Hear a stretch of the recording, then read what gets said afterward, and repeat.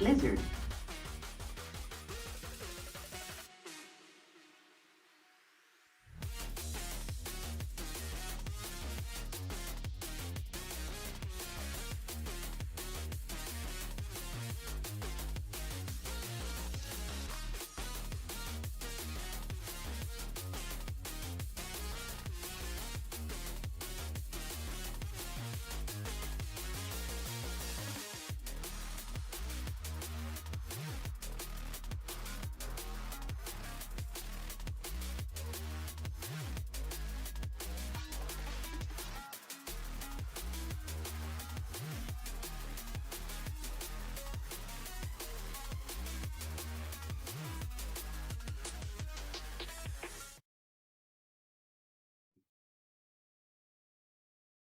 What is going on, guys? Welcome back to another Flesh and Blood stream. Tonight, I am joined by somebody very, very special. You may know him as the guy who streams right before me. I'm just kidding. I like to give John a hard time. He is great. Welcome to the stream, John, aka Lupine Fiasco. How are you, brother? I'm doing great, Zach. Thank you for having me. It's you said it yourself. It's been way too long. This should have happened months, even years ago. This has been long overdue. It's so funny because for so long you have always been the person that I have like compared myself to, because I always feel like Yeah. we have been coming along at the same time Yeah. with so many things. So yeah, I agree. This is probably years in the making. We should have done this. Don't make that comparison anymore, though. It doesn't. It used to look pretty good for me, and it doesn't anymore. It's not. We don't have to talk about that. Dude, I still feel like we are right there. Like when I see like streams and like videos and stuff, like views are always right there. So I mean, listen, I know people always like talk about how we should not compare ourselves and like we shouldn't compare ourselves to others and views and all that kind of stuff. But dude, like I think it just comes with the territory, you know, like there's just part of me that can't help it.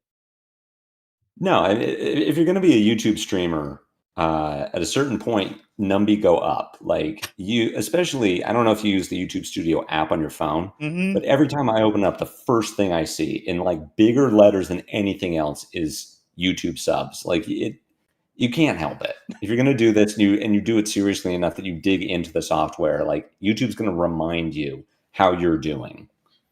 It won't let you forget.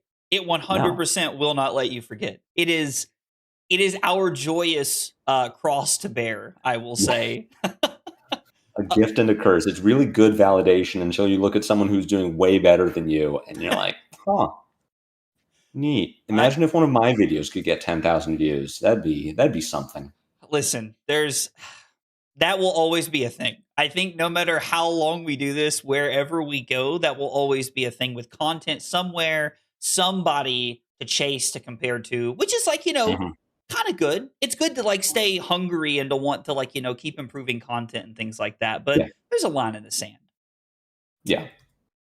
For everybody watching at home who may not know, this is John, Lupine Fiasco. If you do not know John, you should go check out his YouTube channel. It is in the description below on YouTube. Make sure you give him a sub, like some of his videos. He's awesome guy, makes some awesome content.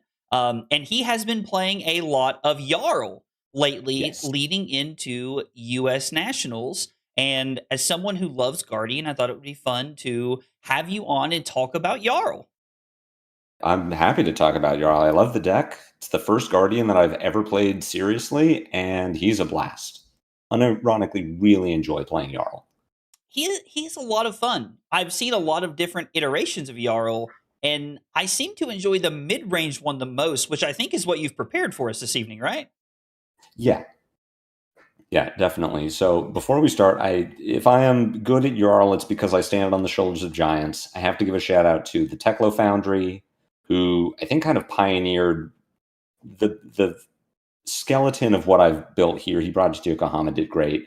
And Eric Sneap, captain of Metal Fab Tokens, who is a big Jarl player, put in a lot of work teaching me how to play the deck. Check both of them out on YouTube. Check Eric out on Patreon. Like a couple of great guys. And I really, big shout out to Eric for teaching me how to play this hero, because a lot of the time it's very simple. And then 10% of the time it's very hard. mean, you're a Guardian player, so you understand the value math of Guardian. It can be very easy. Well, this hand blocks 9 and sends 4. And then on other times, you look at a Channel Lake Frigid and you say, well, this card blocks 3. Or I keep it, and then I get way more value. But how much value? I don't know. I cannot quantify this before it happens. There are very interesting nuances to playing Guardian, like you just mentioned, where you have to give up what is very easily quantifiable value at that moment in time to make a play that can potentially slingshot you into the lead and put you into such a good place. And that's tough to do because you don't always know when to do that. And the thing that makes Jarl so interesting is that a deck like Victor is pretty simple for the most time. It's like, oh, I'm gonna clash, I'm gonna win, and then I'm gonna play Goldman instead on my turn, and I'm gonna propel forward and get a lot of value. But with Jarl, you have to look for those spots sometimes. It's not that straightforward, like taking a turn off to blow up an equipment piece can win you the game very early on. Mhm. Yeah, and it's contextual based on which hero you're playing against, like playing a Channel Lake Frigid.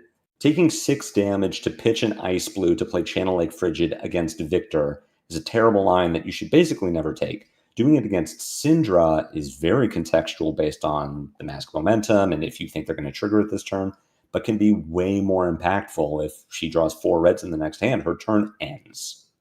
You get so much value from doing that, but there's so many questions involved of timing and game state and is it even worth doing this anymore? Like, it's so hard to play well, and I am not an expert by any means. I'm constantly working on it. It can be tough. It's tough to figure out.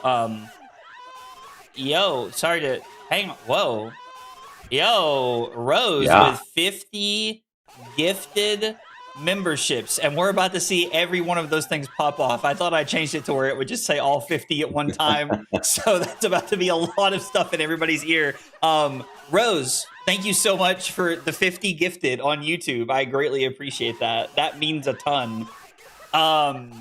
So John, you may or may not be aware, right now I'm doing like a subathon, I've been calling it like a mini series almost, where if I get to 500 Twitch subscribers and YouTube members throughout the course of May, chat gets to pick my deck in my Discord.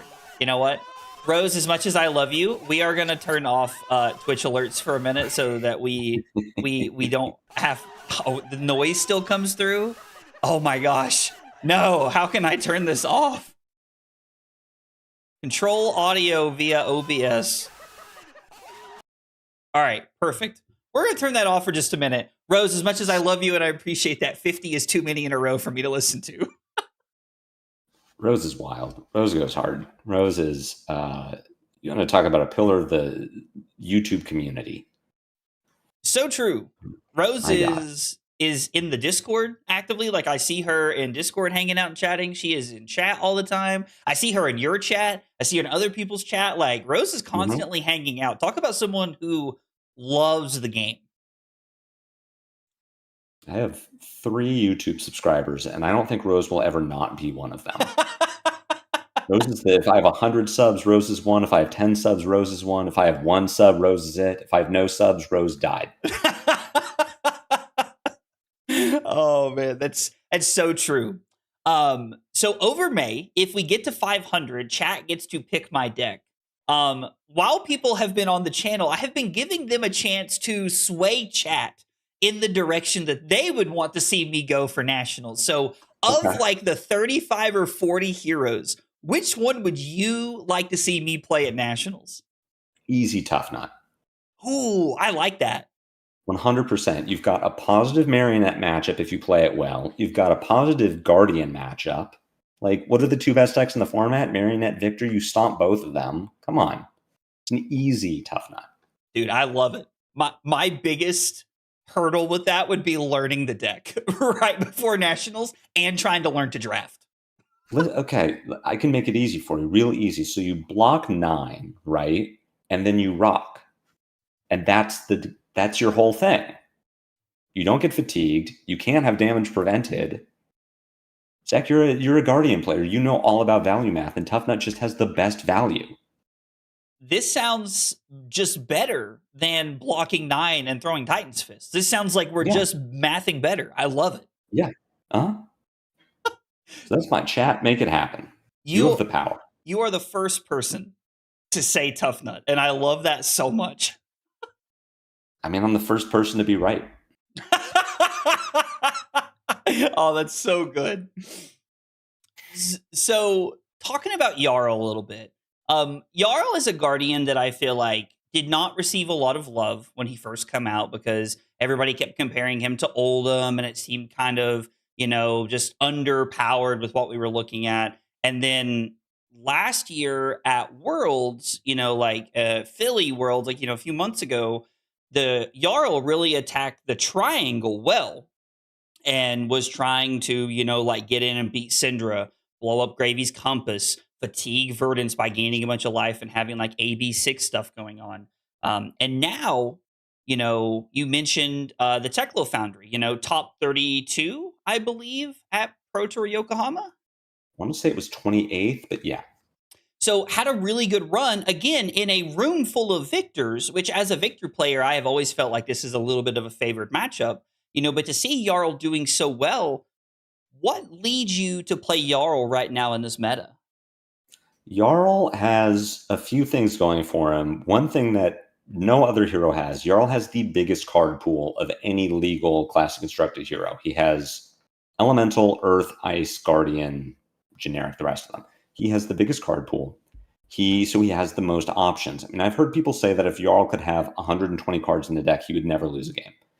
And to an extent, that is correct. He gets to attack every meta, no matter what it looks like. And he won't necessarily have every favored matchup because you do have to pick 80 cards. You mentioned the Victor matchup.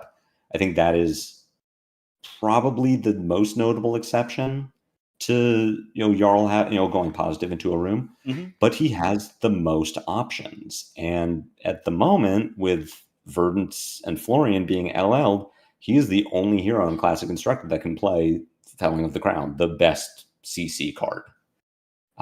So that really is Jarl's strength, is his versatility, just raw card power. Like Felling of the Crown is a beast. Oakenold Fused is a beast. Plow Under is one of the best disruptive cards in Fab. Like he just does certain things so much better than everyone else.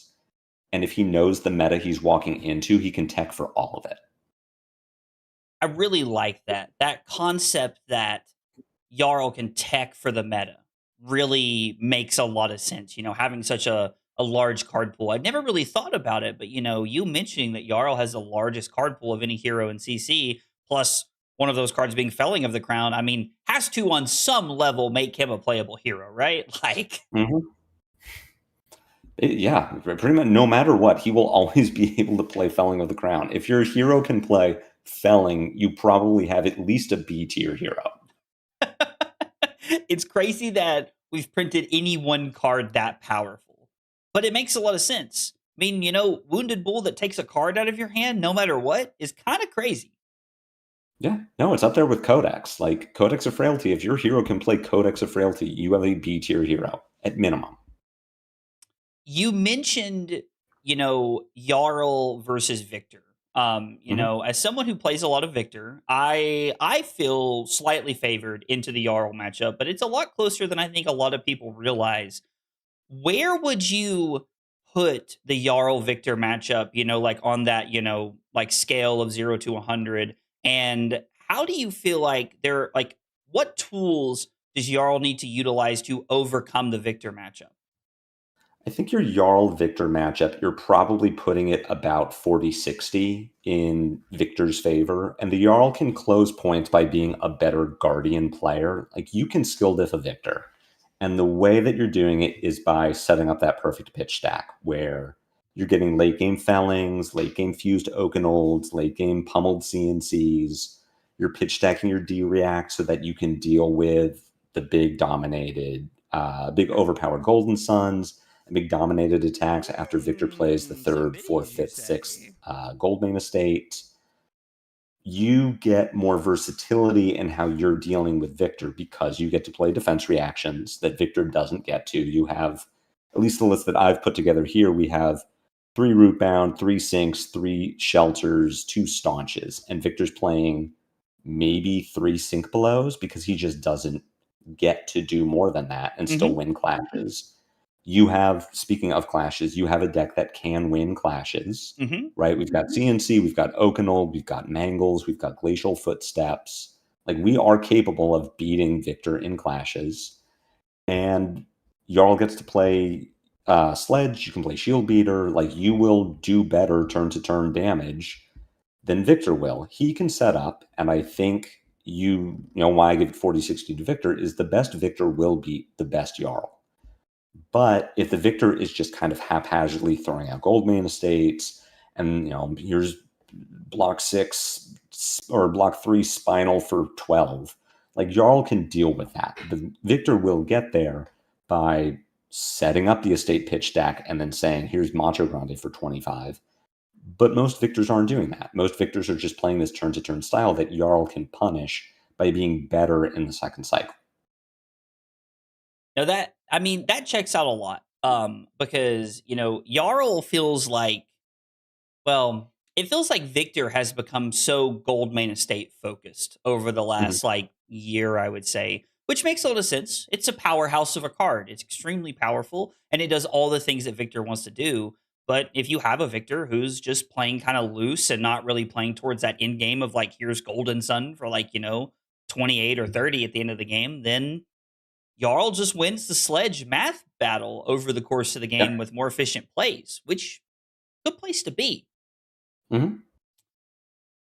Sledge is a deceptively, if you have not played Guardians, Sledge is a deceptively good weapon. 2-card 6 is much better than you think it is. Completely agree. Especially over the course of 18 turns. That really adds up at the end of the game. Rose, also, by the way, thank you for the $10 super chat. I appreciate that. Thank you. It means a lot. So let's see. That puts us at, we added 50 to 432. So we're at 434. Good Lord. We might get there tonight. John, you may get to see it picked live, dude. That would be crazy. My God. Actually be insane.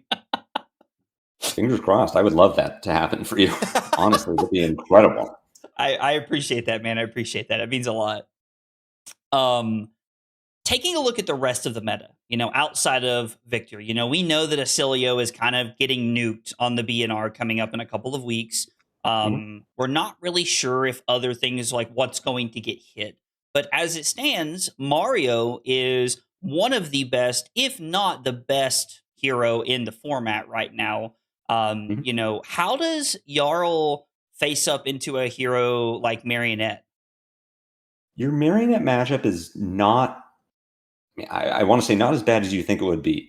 You can tick for the Marionette matchup and actually make it favored. And you do that by playing a bunch of defense reactions, having a bunch of 3 blocks, having well grounded in the foot slot so that you do get the floating damage prevention against flick knives and attack reactions. And you really get there off the back of, weirdly, what flips the matchup is Frostfang, which is not an attack that I would have expected to make the Marionette matchup that good. But when Marionette's whole thing is, I'm going to flick a dagger at you turn 0, and then as soon as you hit me, I'm going to give you my headpiece. Just opening up an armor slot against Jarl on turn 1 puts you in such a bad position, and Frostfang in particular says, here's 2 for 5, here's a Frostbite, you can't easily de-react this, you have no armor left to give me, and if it hits you, you have to at least give me 1 card, and then you have to give me a second resource on your turn to pay for the Frostbite. On top of that, Jarl just has other good on-hits, like you have Command and Conquer. You have Felling of the Crown, which doesn't have an on-hit, but is a 2-card 8 that takes a card from them. You have Plow Under to interfere with whatever they're doing. You have, in this list, Pummel. And for a hero that already, sometimes you just don't want to block Marionette because they show you, here's my Calicera, I've had this card in the arsenal for 3 turns, it's probably T-Tox, and you don't block them, and then your turn is CNC Pummel, or Felling Pummel, or Oakenold Fuse Pummel. You can either block and then walk them down with Titan's Fist. You can take damage and send a big disruptive thing. You can play Channel Lake Frigid and slow them down to the point where you now get to play at the same rate as they do. Mm-hmm. Or you just send, like, here's Frostfang, it's a Frostbite. What are you going to do about it?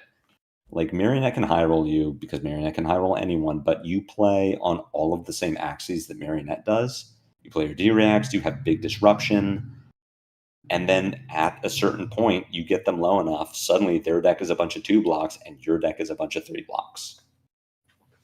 You mentioned just the overarching value that Jarl has over the course of the game, but Jarl is the only hero that gets to play Oakenfold, which is, in my opinion, one of the more powerful cards that can be played in the game at all. I mean, 9 put to random cards on the bottom of your deck can really mess up a turn.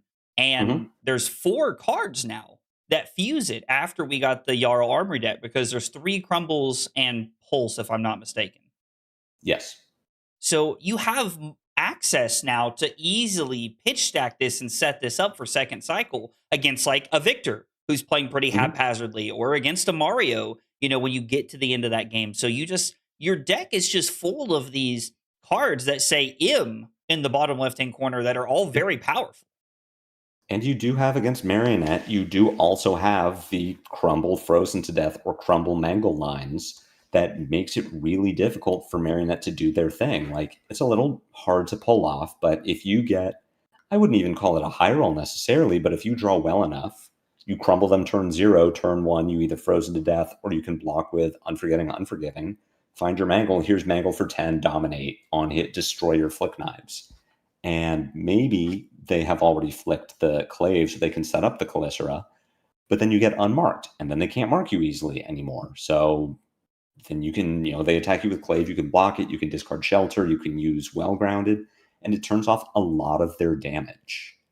And that is not something that any other hero in the format can do besides Jarl.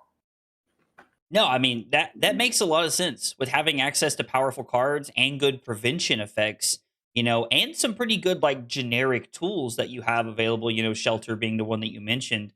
A lot of ways that you can really tech the deck, which is really cool to see. Looking forward to Omens of the Third Age. I know that we still have a lot of cards that are coming from the world premiere, and there are multiple things that we haven't seen yet, but are there any heroes coming out of Omens of the Third Age, like of the 3? Do you feel like we're looking at good matchups for Jarl? Are we looking at scary matchups for Jarl? What's your early assessment? My early assessment is that Jarl will have a good time into Aurora and Acilio, and possibly a bad time into Ziggy. I think the Aurora matchup is going to be very favored, especially the way that LSS seems to be taking Aurora. If she is playing more of this Mauve Shrill style of, here's Mercurial Skies, pitch blue, play Tempestuous Kiss, Jarl gets to say, cool, I'll pitch a blue, AB1 Staunch Response. And here's a clean 2-card answer to your biggest play. Her being 0 for 4 dot deck, here's 4 4 4 4 2, I think would have been hard for Jarl. He could have teched for it, but it would have meant leaking a lot of damage. But the way that they're taking Aurora now of, here's 1 medium attack into 1 big attack, that's Jarl's wheelhouse. Like, block big thing, crack back with hammer or CNC or felling is like exactly what he wants to do. The Acilio matchup, I think, will be very favored. Acilio currently is kind of what Jarl wants to be doing. Like, he has to tech for it. You want to play your Oasis Respite. You're bringing AB3, but you've got Blizzards. You've got the Crumble Frozen to Death. You've got the Crumble Mangle packages to blow up Greaves. You can interact with and stop Acilio's game plan, and sometimes you do just get nuked by Mind Warp for 10, but Acilio won't have Mind Warp for 10 anymore, so you are enacting your same game plan to slow down and stop Acilio, but Acilio can't do as much back to you. Ziggy is potentially going to be bad. You're a Guardian player. You know that Guardian Illusionist just always has that potential for, here's my 1 big attack a turn, and the Illusionist says, okay, cool, here's a bunch of ward. I'm going to protect my thing. Iris, pitch blue, 4, go again. and you just have to deal with that for the entire game. Like, oh no, Ziggy played 2 Spectral Auras. I'm so cooked. What am I going to do about this? And I've heard rumors of Iris Ziggy being the good one, so it's entirely possible that Jarl's going to have a bad Ziggy matchup. But going into Omens and feeling like, well, 2 of these heroes are going to be favored, and we might be looking at bans too to the current top decks, I feel like Jarl could be in a very good spot. There's a very good chance that after the BNR on the 28th, 29th, whatever it is, that we see a big shakeup in the meta. And you mentioned Ziggy being scary. I have already been swapping my Victor deck around to include 3 Clash of Bravados, just in case. Because that's a scary matchup. Iris, while it takes some time to set up, when they get that going, that is a terrifying place to be on the other side of the board as a Guardian player.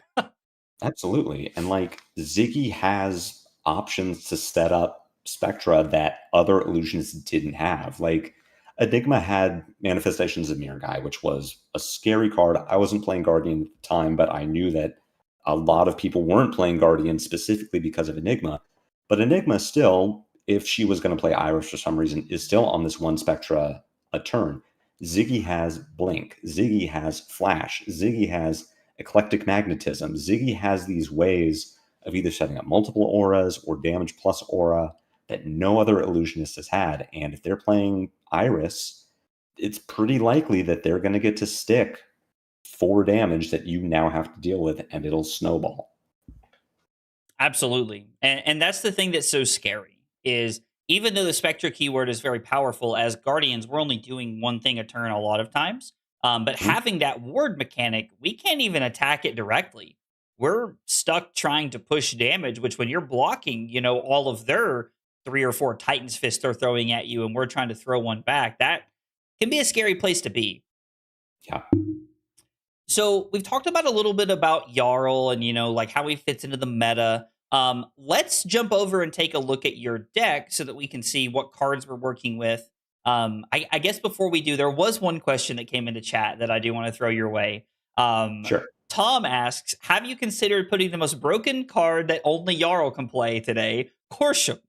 I've thought about Corsham. I know over at Flesh and Bad, Aurora is playing with Corsham. I don't want to step on her toes. Like that's Aurora's thing. So I don't want to infringe on the IP.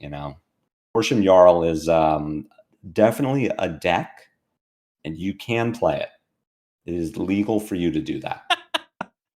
Listen, I get it. As content creators, we got to stick together. And like making sure that we're all looking out for each other is a really good place to be. Yeah, absolutely. If we don't look out for each other, who will?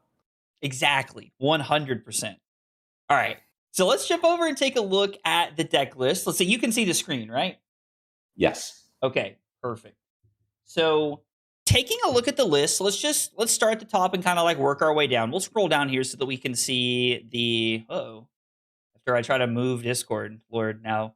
Okay, we got it back. Your picture's not going to be off anymore. So we have 49 cards in the main deck here, and we're gonna scroll through and talk about some of these. Gauntlets of the Boreal Domain makes a lot of sense. It's an Earth card. Like it blocks for 3. It has the Mangle effect. It's really cool. Tunic also makes a lot of sense just as a staple. It's probably the best, one of the most consistent best chess pieces in the game that you have access to. We talked about Felling of the Crown. If you were going to describe Felling of the Crown to somebody at home who had never seen this card, how would you explain it to them? It is a 2-card 11. Would be the easiest way to describe Felling of the Crown. You pitch a card, you pitch a blue, you attack with Felling, you decompose. Your opponent has to bottom a card. The value of an unknown card is generally said to be 3. Either pitches for 3, blocks for 3, or attacks for 3. So they have to bottom that. And now they're taking 8 damage. This is a 2-card 11. And depending on what hero you're playing against and what they bottomed and the game state and all this, it could be more than that. If you were playing against Syndra, and Syndra has to bottom a 0 for 4, 1, you got 4 value, so it was a 2-card 12.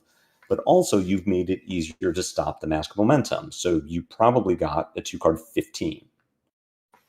You have no way of knowing what the felling did to your opponent, aside from that they had to bottom a card and then deal with 8 damage.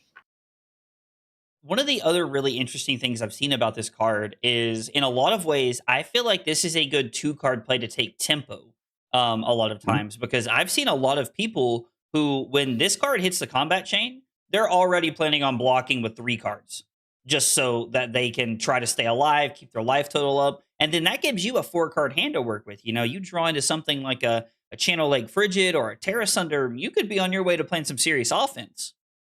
It's a line of play that makes a lot of sense, especially depending on what hero you're playing against. So you're playing against a Katsu. They have a 4-card hand. You take a card from them. Suddenly they can't combo you anymore. They had a line set up where they were going to pitch, attack, discard, tutor, attack with that, attack with the last card. Now they can't. So they just block out. So that already makes sense for some heroes. I think this line of play is a holdover from Verdance, when she was this huge meta threat. But she didn't convert very well. She really wanted to be blocking with 1 or 2 cards and then either sending felling or light up the leaves or felling and then arsenal a card. So if you just blocked out and didn't let her use her 4 cards for defense, she would stumble. You could put her in this position where she lost value. Jarl doesn't have that. He can draw hands that don't convert if your opponent doesn't attack you. But like you said, he's got this Channel Lake Frigid that is a 2-card play with Go Again. He's got Everbloom Life, which is a 1-card play with Go Again. He's got Fruits of the Forest that discards to gain 2. He's got E-Strike. He's got CNC Pummel. He's got Terra Sunder. He has these hands that normally you're blocking with, but as soon as your opponent says, no, I'm good, you keep your 4 or 5 cards, you get to just wail on them. 100%. Absolutely. The value of this card is honestly kind of insane. It kind of feels like it breaks the natural barriers of Flesh and Blood math, which is interesting to see, considering that, you know, Flesh and Blood's a very like math oriented game. We talked about Oakenold. I do want to highlight this one. I know that this is a like pretty old card, but Flesh and Blood is a game that's ever growing, and you know people are joining. People may not have seen this card. We talked about being able to like 1-card fuse this. Kind of talk about what some of those play patterns might look like for somebody looking to play this deck. Yeah, so your easiest one, you know, if you have any of your 3 copies of Crumble to Eternity or Pulse of Ice and Loft, your easiest play is block for 3, your turn, pitch a blue, play Oakenold, fuse Earth, fuse Ice. It's 9 Dominate. If it hits, your opponent bottoms 2 cards at random. That's your easiest line, your bread and butter, especially if your fuse card is Pulse of Ice and Loft. You're always happy to then arsenal that. So you got insane value out of your turn. More likely, you're not fusing with Crumble in first cycle. More likely, if you're playing Oakenold first cycle, you have Oakenold, any blue, an Earth card, and an Ice card. So you are hoping that your opponent isn't doing too much damage because you don't want to block. And then you pitch your blue, you play Oak, and you double fuse. Sometimes it lines up where your Earth card was Fruits of the Forest and your Ice card was Channel Lake Frigid. So you get to discard Fruits, gain 2, Arsenal Channel. You're super happy with your turn. In Jarl, depending on your matchup, most of the time what you really want to be doing with Oakenold is pitch stacking it for second cycle.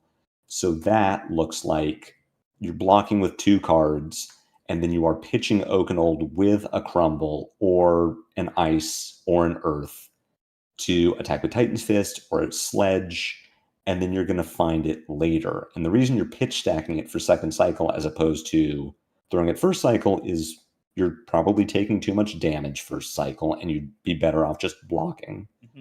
And in first cycle, your opponent has armor, and your opponent has defense reactions. Oakenold is really good when it hits, and it's really bad when it doesn't. So in, say, a Guardian Mirror, when your opponent still has their staunches and their armor and their sink belows, the Oakenold is gonna get blocked out. But as the game goes on, and your opponent's giving you armor for Command and Conquers, or defense reactions because that's how they got their value to block your Sledge, by the time the Oakenold comes back, it's a lot harder for them to block 9. Maybe they have to block 3, because if they don't block at all, they die. They give up 3 cards, they can't hit you back, and now you get to keep the tempo. The other really interesting thing with Oakenold, especially in second cycle, if you've pitch stacked it with cards like Crumble or Pulse, is you fuse with the Crumble. You can then not arsenal the Crumble, just take the intellect penalty, leave the open arsenal. Then you draw another Oakenold, and you still have your same fuse target. So you just Oakenold them again. And you can, if you set it up correctly, sometimes you just luck into it first cycle in like a matchup against Syndra, and she's not going to block it. But if you're pitch stacking correctly, you can just chain 3 Oakenolds together and then remembrance them all back and do it again. That's Victor has his Remembrance Goldmane estate. That is Jarl's big remembrance play is, here's 3 Oakenolds remembrance, here's 3 more Oakenolds.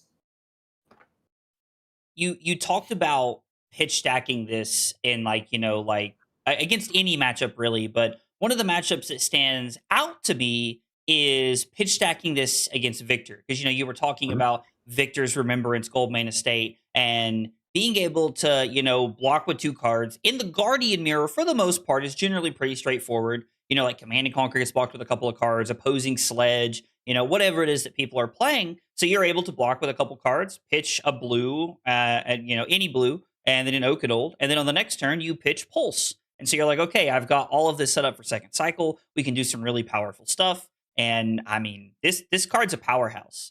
Getting hit by this back-to-back turns in second cycle is going to end the game pretty quick. Yeah, it's backbreaking. I also want to back up. You briefly glossed over Gauntlets of Boreal Domain. Oh, sure. And yes, it's temper 2. It's Ice Earth. It goes to your graveyard at some point. You can decompose it. It's a good piece of equipment for Jarl. What I didn't pick up on before I started playing Jarl, and now that I get it, is how easily Gauntlets lets you pitch stack. Because now, especially if you're playing Titan's Fist, Gauntlets is a way for you to just pitch a card.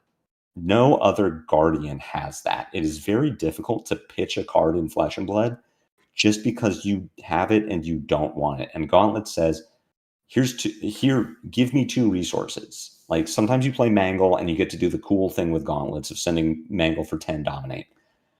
But for the most part, Gauntlets just says, yeah, you can pitch an extra blue. Oh, yeah, you can absolutely pitch. You have a Frostfang in your hand and you don't want it now. Yeah, pitch it to Gauntlets. Like, Gauntlets is just a way to set up your pitch stack and turbo through your deck that no other hero has. Except for if you were playing Crater Fist. That's true. That is kind of cool.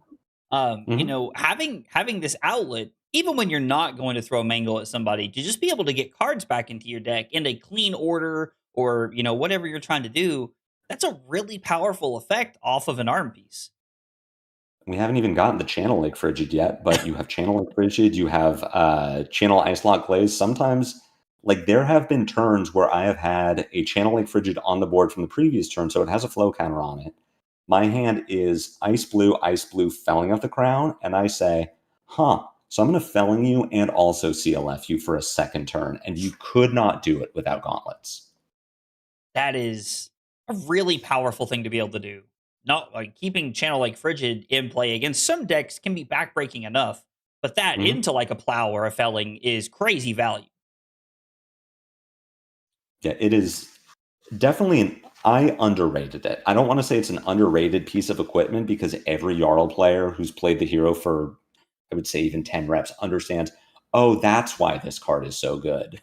But there is a reason that you see every Jarl playing Gauntlets of Boreal Domain instead of a card like, I'm blanking on it because I don't even have to know the names of the other one. Gauntlets of Iron Will.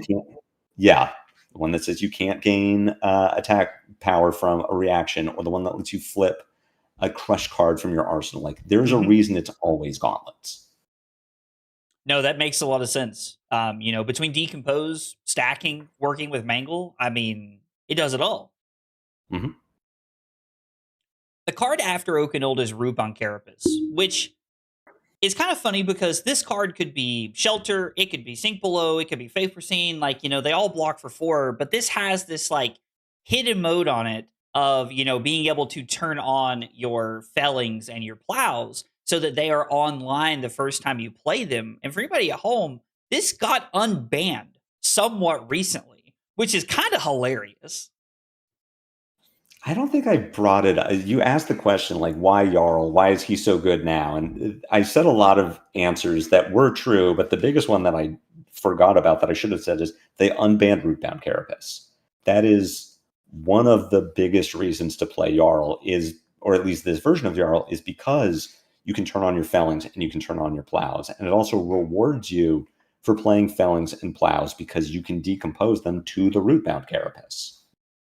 Like you're 100% correct. Rootbound saying this is your first decompose, you get 2 earth advantage, your first felling and your first plow, either one has +4 power, is a huge deal. The Rootbound Carapace itself is an earth card, so it replenishes your graveyard if you're decomposing. And it just says this is another 4-block D-React when you're decomposing it, which means that between Rootbound, Sink Below, and Shelter, we're playing 9 4-block D-Reacts, which and that's part of a mid-range plan. Mm-hmm. If any other deck is playing 9 4-block D-Reacts, they're probably fatiguing you. And Jarl definitely can, but that doesn't have to be plan A. Not being forced into fatigue while still playing a lot of defense reactions is one of the things that makes Jarl so neat. Because you have both sides of the coin in offense and defense, which gives you you live in this kind of like gray area almost where you get to do it all, which is awesome. You have a ton of flexibility for every turn cycle. You can go to second cycle, set up your pitch stack, pitch Rootbound Carapace and Blue to Sledge or Titan's Fist if you have the space. Or you get to say, okay, Syndra, I'm going to give you armor here, I'm going to give you Rootbound here, and then I'm going to Oakenhold you. Mm-hmm. Or then I'm going to Channel Lake Frigid Titan's Fist you. Like, you just have so many answers. You have so much flexibility in how you navigate the game based off of having all of this defense. Mm-hmm. Next up is Plow Under. Now, I really like this card because it is going back to that non-interactable point you were talking about with Felling. We also have this with Plow. Like you can block Command and Conquer. You can block this all you want. It doesn't matter. It's getting rid of an arsenal whether you like it or not. Mm-hmm. It's getting rid of the arsenal. Like, you can't block the effect of Plow Under. You can't de-react to Plow Under. So if you have a Sink Below and Arsenal, that's gone. It is furthering your decompose. So depending on the matchup, you're totally fine to send Plow Under for 2. Like, it's not great. You'd rather send it for 6, but sometimes you don't see the Rootbound Carapace first. Plow for 2 against an aggro deck that's trying to set up that 5-card hand is still perfectly reasonable. It is an earth card. It's an earth 3 block, so you can block with it. You can decompose it later. It's a yellow, so you're never embarrassed to pitch with it. The card is, frankly, kind of unfair. Like, this card made Verdant such a menace if you're trying to set up with, like, a Syndra to combo off on her. She just Plow Unders you, and you're like, cool. Oh, and I'm also taking 6? Great. Something I learned about this card recently is that is a boot in the middle of the art. That is not a worm like I thought it was. Ooh. There's a bunch of vines eating a boot. I did not know that. Yeah, I like the card less now. But because I know this, you all have to know it too. I want to know how I've never noticed that that's a boot. Yeah, there's like a sword there and everything, and like a helmet off to the left. I've never put that together. Yep. Wow. How about that? It was way cooler when it was a worm or something. It's a boot. If I'd ever been on a trivia show about Plow Under, I would have been wrong. I would have been like, no, that's a worm, dude, or something. Like, that's always what I assumed it was. Like, yeah. Oh. Next up is Blue Autumn's Touch. Now, I feel like there's not really a lot to say about this card other than the fact that it was once banned, which is crazy. Yeah, it was definitely a time. I feel like I don't always agree with LSS's ban announcements. Sometimes I think they don't go far enough or they miss the mark. Mm-hmm. But there was a time when Bravo Star of the Show was a legal deck in Classic Constructed who was just frequently sending 13 Dominate Go Again on hit discard 2 cards. And LSS looked at that and said, you know what's really driving this deck? Autumn's Touch. That would be like looking at Marionette now and saying, you know what's really driving this deck? We're gonna ban Under the Trapdoor.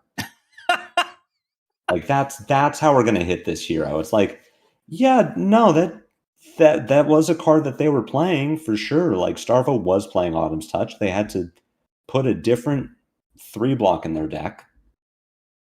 Yeah, that's true.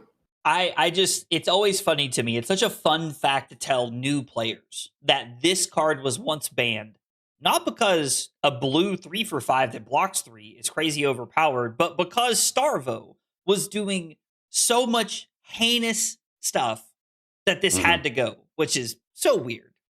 Yeah. But no, to your point, yeah, why is it in the once you get to Jarl's blues, a lot of it is, well, it's a blue 3-block, and this one pitches for 3, so it turns on your Titan's Fist. I mean, we got to do what we can do to make our Guardian weapons work. A lot of it, it's like, well, it's an elemental. It fuses Oakenold, and this one decomposes. It fits the bill on every front, I feel like. Yep, it's better than the other cards.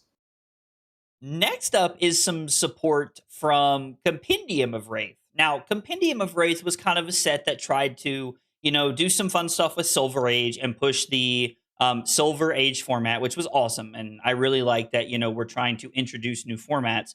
But there were also some really powerful cards that have made their way into Classic Constructed. And Channel Icelock Glaze is one of them. I don't know if I'd call it a really powerful card. It's a card. It's an ice blue 3-block. No, I would not call this a strong card, but it does have utility that something like Channel Mount Ison, which was what Jarl might play previously, doesn't have. It's a blue 3-block, which is the main reason to play it. It fuses with the Oakenold, so that's really good. It fuses with Glacial Footsteps, which is sometimes good. Mm-hmm. It's a 0-cost card with Go again, so if your opponent has an open armor slot, you can give them a Frostbite. But Channel Icelock Glaze is sometimes annoying in that your opponent has the Frostbite because they had an open armor slot, and now they can't play their arsenal. And depending on the matchup and the situation, sometimes that matters a lot.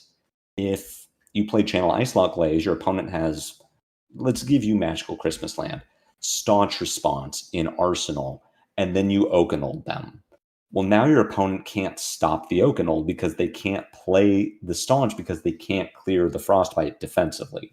Sometimes it matters a lot. I had a game recently, it ended up not mattering because I couldn't pitch an ice card to keep the Channel Icelock around.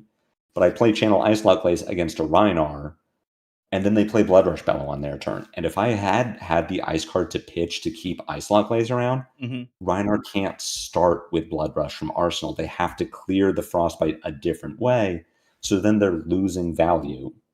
Or they're just waiting. Like, I just stall the Blood Rush for a turn, which when you're playing Jarl, we'll get to a Channel Lake Frigid.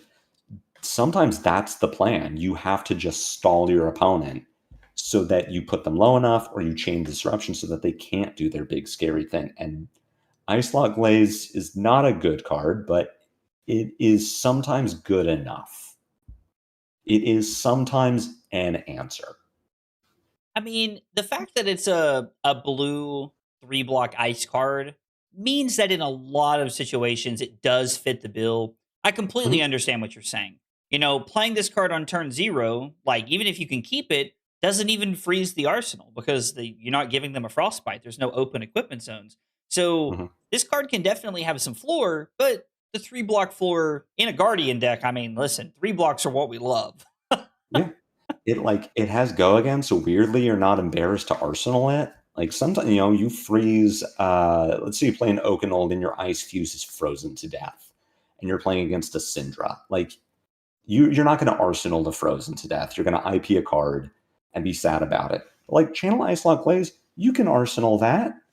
Even if you're just playing it the next turn to clear your arsenal to put like a Sink Below in, it's fine. You didn't have to use your Crown of Providence. You didn't IP a card. It's like, it's fine. It fits the definition of fine. Hey, listen, I know you're somewhat new to Guardian. The definition of fine is okay with me. You're so right. That's so true. Oh. Next up is a card that you've mentioned a couple of times, and during Icelander's reign, like was everywhere. This card was all over the place. But even Yeah. being able to play it, like at like not during on your opponent's turn, like playing it on your own turn is still very powerful, and against certain Mhm. heroes can hinder their entire turn. You play this against a Syndra who drew 4 reds. You play it against an Acilio who wanted to combo off. You play it against a Bolton who was going to do like this big Beacon of Victory triple Lumina turn. Channel Lake Frigid just has so much potential to slow your opponent down or stop their big, powerful turn. It's very situational. Like against Syndra, Channel Lake Frigid is one of the best cards you can play. Mhm. Against Victor, it's a blue 3 block. Sometimes you'll play it, sometimes that changes, sometimes the math gets different, but for the most part, you can pretty easily tell who Channel Lake Frigid is going to be good against based on how many blues does that deck play. Channel Lake Frigid also happens to be a card that Jarl plays that has Go Again on it, like we were just talking about with Ice Lock Lays. Sometimes that's good enough. It's a nice card if they have an open armor slot, they get a Frostbite. It's a 2 cost, so you can play Channel Lake Frigid and then Tunic CNC or Tunic Frostfang, Okay. or Pitch Blue, play Channel Lake, Pitch Blue, send Sledge. It is, we were talking about this earlier in the stream, it's so hard to determine the value of Channel Lake Frigid because you look at the bottom right and you say, well, this card blocks 3. And if I block with this and channel Ice Lock Lays, I got 6 value. But if you take the 6 damage and you play Channel Lake Frigid instead against a Syndra, you have no way of knowing how much value that got until their turn ends. But against a red line deck, it's probably more than 6. You probably just stopped their turn. One of the things that comes to mind, at least, one of the things that I played a lot of Syndra during, Philly Worlds this past year, and there was a lot of times when Channel Lake Fridge hit the board, and all of a sudden I'm having to pitch my Lava Burst that I was going to otherwise play. And so there's at minimum 5 value on the turn that I lost out off on just of one card. Mhm. So, I mean, putting this into play can be absolutely devastating. And what a lot of people don't know about Channel Lake Frigid, it makes sense. I think you and I, we were playing in the Icelander days, so we had to deal with this card a lot. But currently, something like, speaking of Felling of the Crown, Jarl is the only CC legal hero that can play Channel Lake Frigid. So what newer players don't understand about it is it affects everything. It does not hit passive effects. So putting a counter on Spring Tunic doesn't cost you a resource. Using Spring Tunic costs a resource. Using Flick Knives costs a resource. Activating Sky Skimmer to tap a cog and give it Go Again costs a resource. It taxes everything. So if we're talking about Syndra, say Syndra's average hand is head jab, Blaze Headlong, Lava Burst. Throw in Flick Knives, we're looking at, what is that, 16 damage Hmm. plus a Mask of Momentum trigger? Under Channel Lake Frigid, the best damage you can get out of that is 7. Pitch card, head jab, pitch card, Blaze Headlong. So you got 9 value out of your Channel Lake, plus you didn't have to block for Mask of Momentum. Like, Channel Lake Frigid can be so backbreaking against the right deck on the right turn.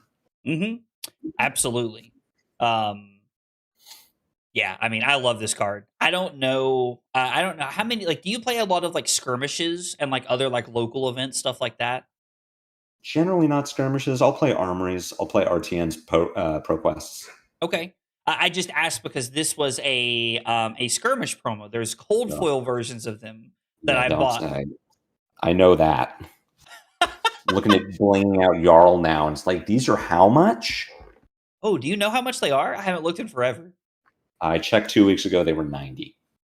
Wow, that was a good investment. Yeah. I traded my non-foil set of Gone in a Flashes Uh-huh. for like a play set of Channel Lake Frigids back in the day. Like during that skirmish season. That came out okay, I think. Must be nice. Oh. Okay. Next up. We've talked about Crumble to Eternity a little bit, in the Mhm. fact that like it is the Jarl spec that does the double fuse with Oakenol, which is really cool. But this card, I feel like on some level almost looks deceivingly bad. if you don't understand Jarl's game plan. Yes. It doesn't have Go Again, so that's a huge knock against it. We're just looking at Ice Lock Glaze and Channel Lake Frigid. So it doesn't have Go Again. It doesn't turn on Titan's Fist. It's Ice Earth, so you can decompose it, but Crumble really in itself is a game plan. Against a hero like Gravy Bones, this is plan A. Crumble Frozen to Death is how you win that matchup by destroying Compass. Mm-hmm. In other matchups, sometimes your hand just doesn't convert very well, and you'd rather play Crumble to put a counter on Spring Tunic than send Titan's Fist for 3 or 4. You give yourself an option for later in the game. Turn 0, Crumble is one of your best plays. You don't let your opponent convert their hand. You just pitch and you play Crumble, say, yep, counter on Tunic, pass. Your next attack is Dominate, which, depending on how you've had to navigate the next turn cycle, sometimes you block out and it doesn't matter. Sometimes you get to pitch Earth to Gauntlets and send Mangle for 10, and it also has Dominate. Or you play Command and Conquer, and you're playing against Acilio. They don't have very much armor, and now the CNC having Dominate is a big deal. Like, Crumble just kind of ticks boxes that you don't think you need to have ticked until you find it in a turn cycle where it is your best play, and it opens up so many doors. Like, you play Crumble, your opponent kind of bricks on their turn, and then you do get the space to Frozen to Death, or you do get the space to Mangle, or you get to block with Unforgetting, Unforgiving, and tutor a Mangle, and that mattered, because off your Tunic and a blue in hand, you get to 1 card 8 that has an on hit now. It's a very deceptively good card. Like you said, it looks bad in a lot of cases, but it can just open doors. There have been Jarl games that I've played where I said, yeah, this has got to be worse than just Titan's Fist for 3. So you Titan's Fist for 3, and then you draw a Mangle, and you're like, oh no. Or you draw the Unforgetting, Unforgiving. Oh no. We'll talk about Imposing Visage in a bit, but you can also pitch blue, Imposing Visage, Crumble to Eternity that has Go Again now, and that's like a huge play that you can make. It is either the best or worst card in your deck. It's usually one of the better cards in your deck. Yeah, when Jarl first came out, reading the hero box, I was like, man, we have to like take time off to like try and blow up equipment, or maybe this is a part of the natural game plan that we're going to follow through. I was very low on this card. And when I started playing some Fatigue Jarl, trying to prep for Worlds last year, I was like, oh, this card's insane. You get to blow up Flick Knives, you get to blow up Tunic, you get to blow up Compass. Like, this card, like, it has a very high ceiling, but it also has like a weird floor. Sometimes sometimes you'll play it and then you don't Mangle, you don't Frozen to Death. You open a door and then you end up not taking it. But you can also prompt your opponent to make weird choices because they have the -1 counter on their Tunic, and so now they know that they can't overcommit to something and then get blown out by Mangle, or they can't give you the space to Frozen to Death. Like, it is mind games in a way that Guardian usually doesn't have access to. Like, the traditional Guardian mind game is pitch blue, CNC, Tunic is up, card, and Arsenal. Do you think I have the pummel or not? Yep. But this just says, here's a Crumble that has a -1 counter on it. Is that going to matter later? Who knows? Let's find out together. Absolutely. Absolutely. That versatility is really key. This is possibly one of my favorite cards, and you, as well as everybody else, may not like the reasoning that I enjoyed this card. But when I was playing Fatigue Jarl, this was a part of the loop that you could do at the end of the game to try and fatigue people. So I love this card. Outside of that fatigue loop, how does this card fit into the deck? Earth blue 3 block. It's one of those cards. It's an Earth blue 3 block, so blocks 3, pitches for Titan's Fist or Felling or CNC, whatever. It's an Earth card for Decompose, but like you're saying, you might not necessarily loop it. I did lose a game today because I wasn't looping them. Okay. But you don't have to loop it. You can just get back an E-Strike. You can get a Crumble back. Like, sometimes you don't have the 0 cost, you just gain 1 with life and you're fine. But sometimes against Gravy Bones or in the Guardian Mirror, this lets you get Go Again, or it lets you get a double fuse target for Oakenold, and that's good. That's really good. Or, like you're saying, you do get to just loop them. You gain 2 lives, you put 2 Everblooms back in your deck, and then you just keep doing that over and over. But you're never embarrassed to just have it be an Earth 3 block. Sure, absolutely. And you mentioned something really important that, not a lot of Guardians have access to, and that's down here at the bottom. These 2 words right here that say Go Again really can enable you to keep the tempo, or I guess better, convert your entire hand. Mm-hmm.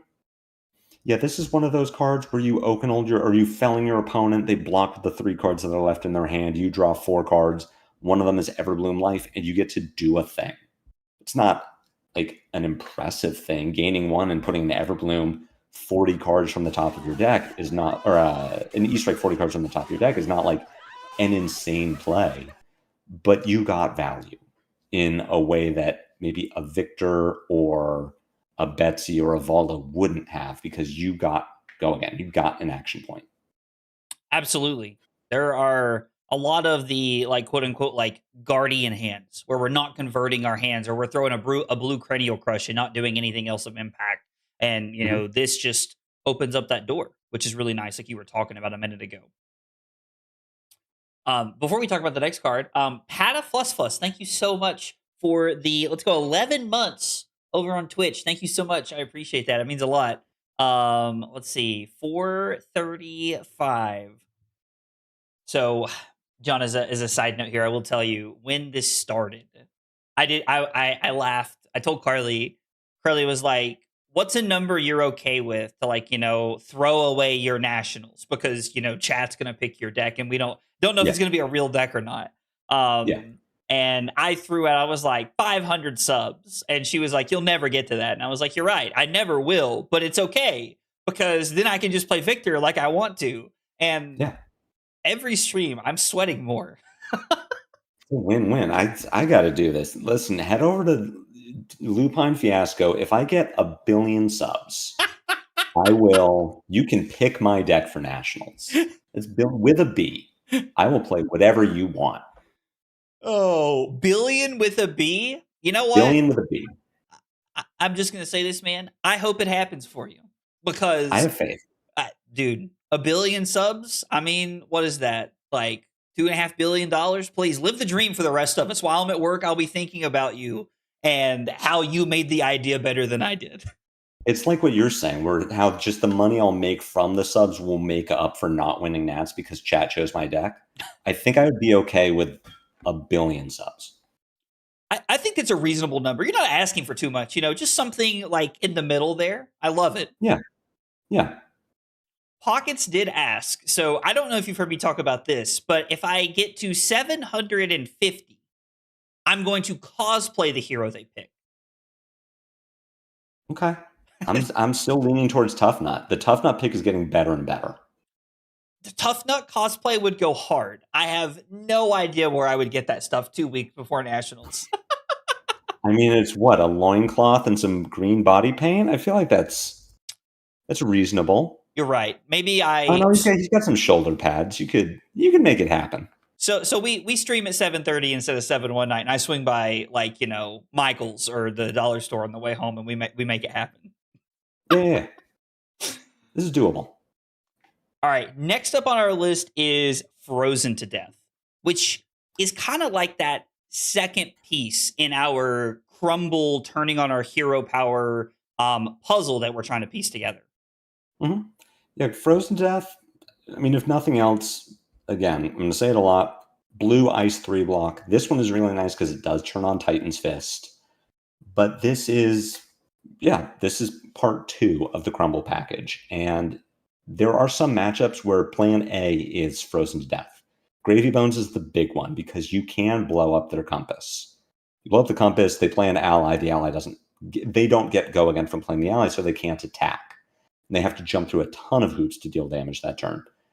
In other matchups, it is, let's call it plan B and a half. We're talking Syndra and Marionette. These are matchups where I would like to blow up Flick Knives, but I'm not going to overcommit because playing the Crumble and taking a turn off for it, usually not that big a deal. You block with the other 3 cards in your hand, you play the Crumble, or you get to play it on turn 0, or you get to Imposing Visage, so it has go again. Not a big deal. Frozen to Death is a 3-card commitment. You need the Frozen to Death, you need a blue to pitch for it, and you need an ice card to fuse.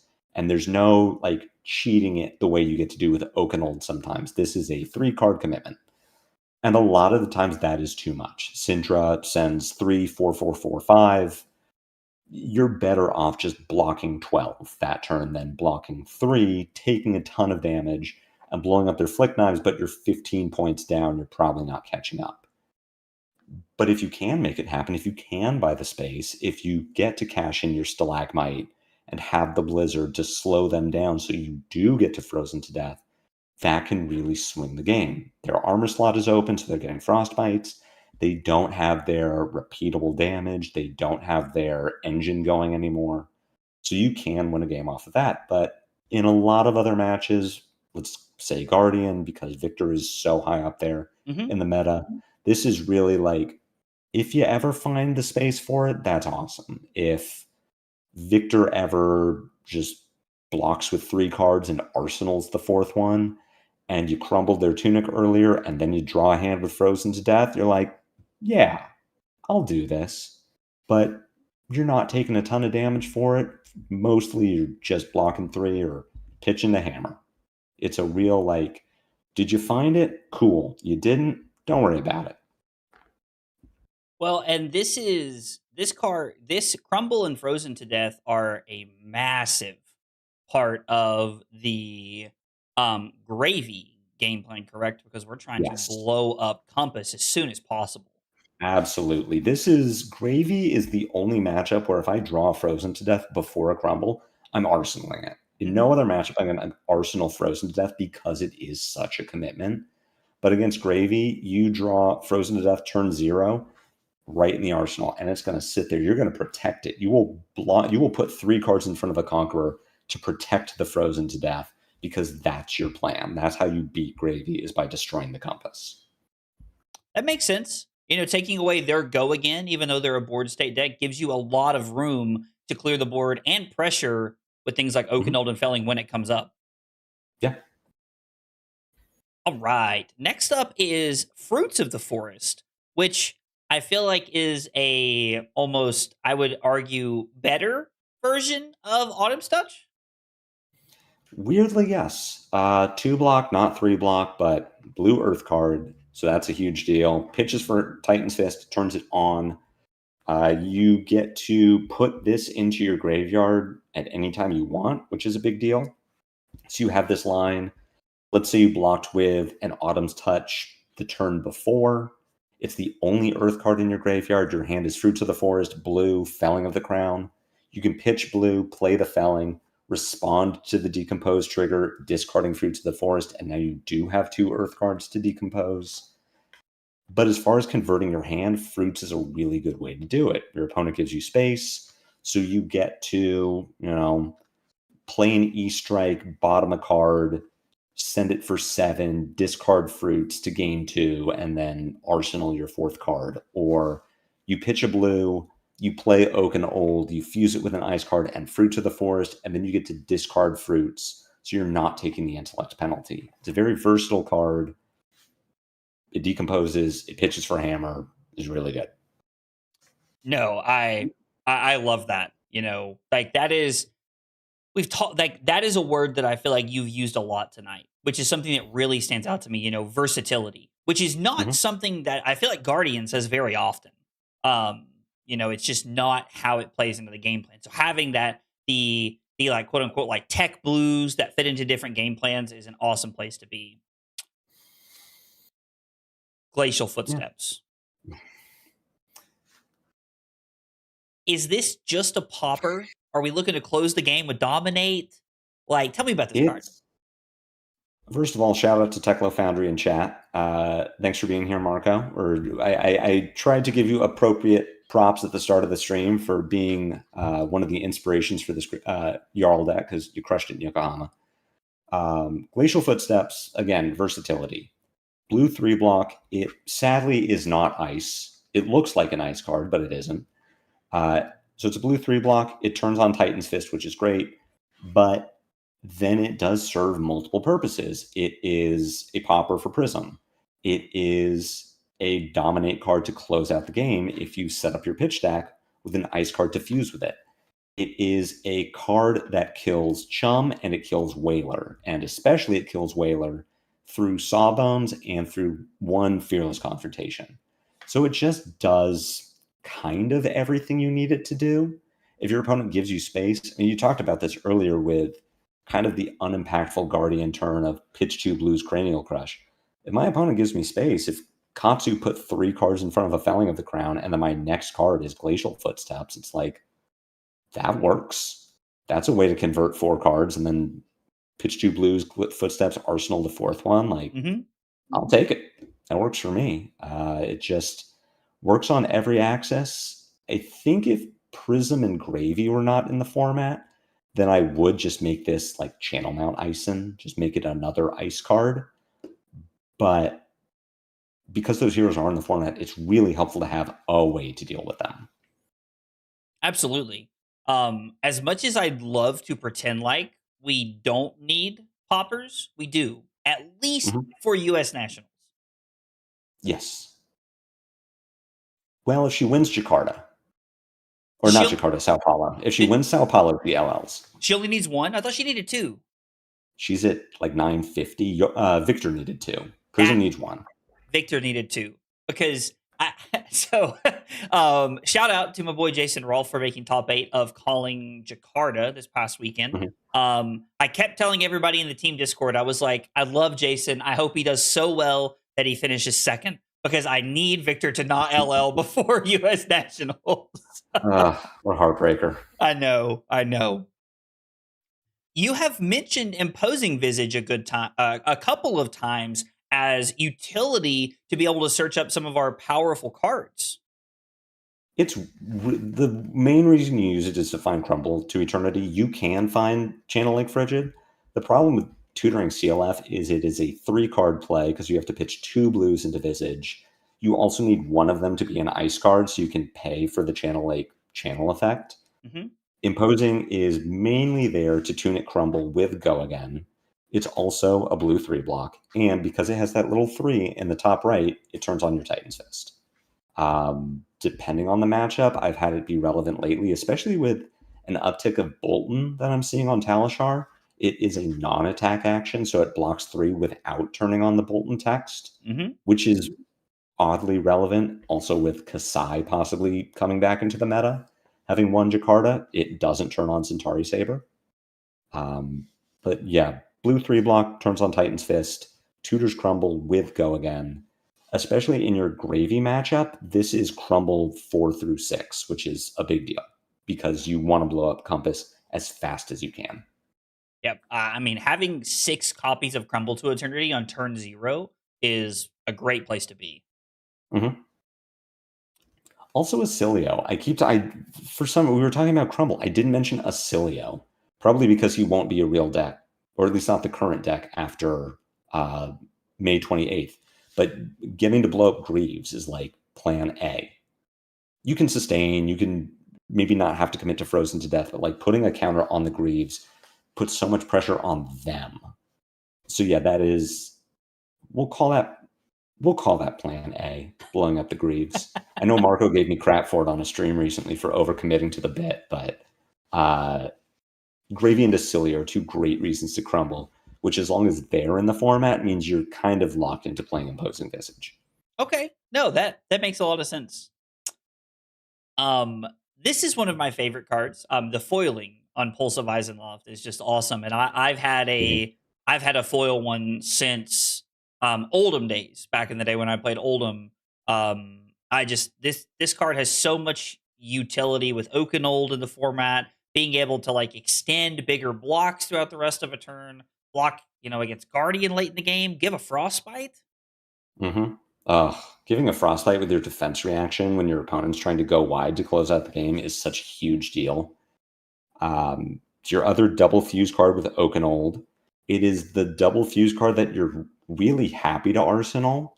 There are times where you pitch your blue, you Oakenfold, you double fuse with Crumble, and then you just don't arsenal it. And you're like, it kind of takes the sweetness away, or you're like, ooh, I hit the aggro deck with the double fused Oakenfold. This is so huge for me. I only get to draw 3 cards. Like, I can't arsenal this. Like, my Crown of Providence is gone, or there's nothing left for me to crumble. Like, this makes me a little sad. Pulse of Iceloth, though, you stick that in your arsenal, you're so happy about it. Especially in like the Acilio matchups, you get to AB1 and also pulse a thing. I talked about, you asked me how Jarl was going to do into the Omens heroes, and I said, well, against Aurora, you're going to get to pitch a blue, AB1, and then staunch response to the Tempestuous Kiss. Mm-hmm. You get to do the same thing with Pulse, and then you also give her a Frostbite sometimes.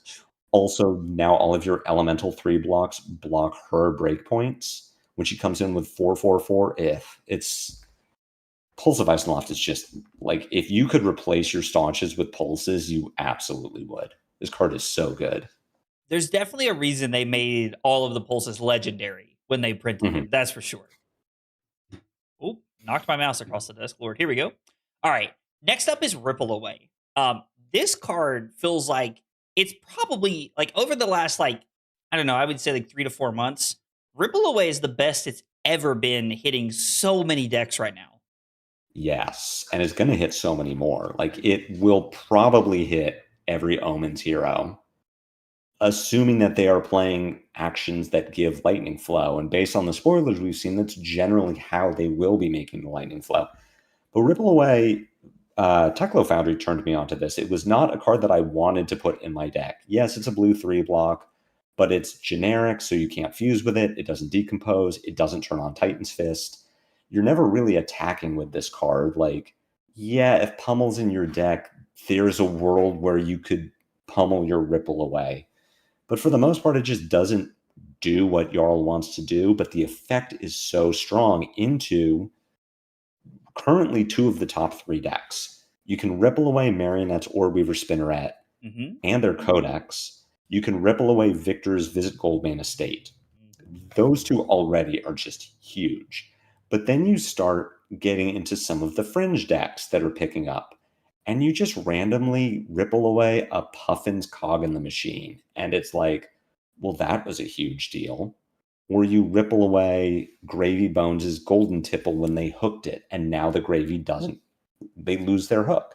Or you Ripple Away Marlin's Thing. Like, there are just so many decks that Ripple Away randomly hits that make it such a good inclusion in talking about converting your 4-card hands when you have tempo. Ripple Away is a really good way to do it. No, that completely makes sense. There are just so many heroes that, you know, you mentioned like the stray decks. There are a lot of decks that you catch into. Like Vincent is another one that I feel like is really good. Like, this just snipes so much value. I haven't gotten the Vincent Dream yet, but if she has 3 Malefic Incantations out, plays the Mordred Tide, and you get to Ripple Away, you shut down her power turn. Like, it's sad because I think this card is like $40 now, and again, doesn't fit anyone's game plan. It's a very unsynergistic card for every deck, but it's just so strong. It is a hand trap, and it's how Jarl gets to interact in ways that you don't expect Jarl to. That's awesome. Again, talking about the utility blue base that Jarl gets to play is amazing. This, I have said this so many times. I feel like people are tired of hearing me say this. I wish I could play this in my Victor deck so freaking bad. It's an incredible card. It's, again, blue 3 block, turns on Titan's Fist, Snore. This is the definition of your second cycle. Like, as much as you look at something like Oakenfold, you get the hand of Oakenfold Crumble to Eternity, you pitch it to your Sledge, you know it's the right call, but you're still kind of sad about it because you would rather, like, you're losing value by taking that line. You'd rather just send 7. Terra Sunder says, second cycle me, pitch me to do a thing, I'll come back later when I'm good. Like, anytime you're pitching Terra Sunder to do something stronger in the moment, you just know that you're setting yourself up for later. It's disruption, it's dominate, it's evasion. Like, you will have games against Acilio where they've used the armor, and so you get to 3-card play of Tear Asunder, Titan's Fist for 5, and they can't stop you. Against Guardian, you get your 5-card play of Tear Asunder, Glacial Footsteps, and they can't stop you. It's just the flexibility to either disrupt an aggro deck or close the game against a defensive deck. And it isn't asking you to do anything that you don't want to do because you want to pitch your blues. Tear Asunder is just like print 2-second cycle. It is support that says, do the thing, and you won't feel bad about it. Having cards that you don't feel bad about pitching away and setting up for second cycle is a very important part of this like mid-rangey style game plan that Jarl is adapting. Yeah, All right. and it's just like super relevant on hit. Like, no one's happy about getting Tear Asunder. There's no upside. With like Oak and Old, you're like, oh, well, I get to at least bottom these for second cycle or, you know, whatever. Tear Asunder's just like, no, they're gone. 100%. Absolutely. All right, so that is our 49 card main deck, and we have a lot of utility in the sideboard to help us into other matchups. First up on the list is E-Strike, which is really just like a powerhouse of a generic. It sees play in aggro decks and mid-range decks, like even in like some fatigue decks. E-Strike is, I don't want to call it contentious, because like you said, it sees play everywhere. It's been around since Welcome to Wraith. Everyone knows E-Strike. This is where I looked at Teklo Foundry's list and said, I disagree. So Teklo Foundry is running Sprout Strength, which is 0 cost, 2-block, Earth Red. Your next attack gets +3. And it has certain uses. You get to 3-card CNC for 9. You can 3-card Felling for 14. And I looked at it and said, I still think E-Strike is the better option as far as converting larger hands against certain matchups. So for one thing, it blocks 3, which is a big deal. It's also Go Again in Guardian. And as you know, Guardian doesn't really get that much Go Again. So it gives this flexibility. You can 2-card 7, you can 3-card 9 with E-Strike for 5 Go Again, Titan's Fist. It's a great Arsenal card. I am sort of specking on Gravy being more represented going into US Nationals than he has been in recent callings. And E-Strike is really good against Gravy because you can clear 2 allies in a turn. You E-Strike for 5, a Sawbones, and then you Titan's Fist a Swabby or something. It is also a card that you can Arsenal against a Gravy because you can always clear it to then Arsenal your Frozen to death, or E-Strike 5 Go Again Crumble. Like, it just gives you the magic word of versatility in Guardian. So not every Jarl is playing it. I like it. I like it more than the alternatives, but really it is for versatility and converting large hands. Converting large hands, especially into Gravy, because I'm on the same train of thought that you are, that I think Gravy Bones is going to have a tick up in representation at US Nationals. As long as none of the new 3 heroes are like super oppressive and keep it out of the format. I think Gravy is probably going to move back into like that top 4 spot where I feel like Syndra has been sitting. Yeah, I agree. Next up, Frostfang. I love this card. Frostfang, my beloved. Thank you, Teklo Foundry, for giving me permission to play this card again. It is uniquely good so it's a 2 cost, it's a red, it's a 2-block, it is not an Earth card. There are a lot of reasons to not like this card, but what it does against the current top aggro decks is punish them for using their armor the way that they want to. So I mentioned earlier, like Arachne Marionette, the standard line is flick a dagger, block with Mask of Deceit, become Orb Weaver. You've opened up an armor slot. Acilio wants to break Lightning Greaves to combo off and open up an armor slot. And Frostfang says, not only is this a disruptive on-hit that you can't just sink below, you have to block with something else, but also you get a Frostbite. So if your Marionette or Acilio has done the thing with their armor, they open up an armor slot, you are now saying, commit to giving me 2 cards, no matter what. you either have to pitch to the Frostfang or discard, and then pitch to the Frostbite, or you have to give me 2 cards to block the Frostfang, is also pummelable. Like, pitch your blue Frostfang Tunic pummel is really strong, and people can't necessarily put you on it. So it doesn't see play in every matchup. It's like Frostfang and E-Strike kind of share a spot, where if you're playing E-Strike, you're not playing Frostfang, and if you're playing Frostfang, you're not playing E-Strike. But against your disruptive aggro decks that want to be using their armor aggressively, Frostfang is a massive punish. No, absolutely. The one thing that I've always looked at this card and I've thought that I would love to change is I wish if we could take away that part where it says hits a hero. If it just said hits. Oh my god. Jeez, that would be incredible. I mean, I would love that. It would make my gravy matchup a lot better. Absolutely. Oh my god, but it also works really well when you randomly find the space to crumble frozen to death. Frostfang just kind of gets that much better. Or you play against, I'll throw out Puffin as an example. Heroes with a fridge that can block the Oakenold, but lose their armor to do it. Well, now Frostfang is better. Like, it's very good into aggressive decks because it asks them to do something they don't want to do, which is block. And it punishes them for doing something they do want to do, which is block on hits with armor.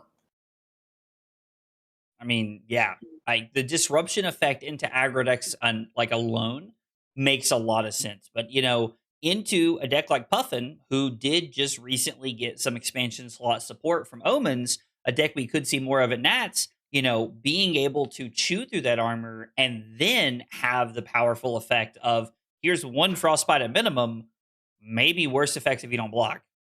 You also just like playing Jarl. So this is one where I don't know how much Victor is trying to do this, but playing Jarl, especially against an aggro deck, is all about staggering your disruption. You never want to do really too much in a turn. Like, play Channel Lake Frigid, play Felling of the Crown in the same turn is probably not what you want to do.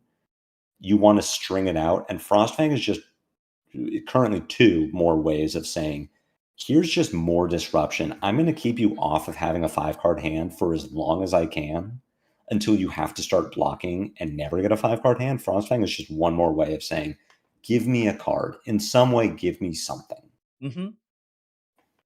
Yeah, absolutely. You mentioned that play pattern of being able to, play Channel Lake Frigid. And then it's like, well, I wouldn't want to play Channel Lake Frigid and use Tunic and throw Frostfang in the same turn. Like, I've already offered a decent amount of disruption. Being able to arsenal that Frostfang and set up for next turn, like having that extra piece could really help you in like stringing it along multiple turns to help keep you in that position of block with a couple cards, do something relevant, and keep your opponent like backpedaling. Yeah. It also like is an Ice Fuse target for Oakenold that you're really happy to put in your arsenal. You arsenal a Frostfang after an Oakenold, you're just telling your opponent, like, you don't get turns anymore. You're done playing for now. Take a break. Oh, I love that. Next up is a card that I feel like people have really gone back and forth on. I've seen some builds that are heavy on Mangle. I've seen some builds like early on that were like, man, Mangle's kind of a trap. But you've landed on 2. Why do you feel like 2 is the magic number?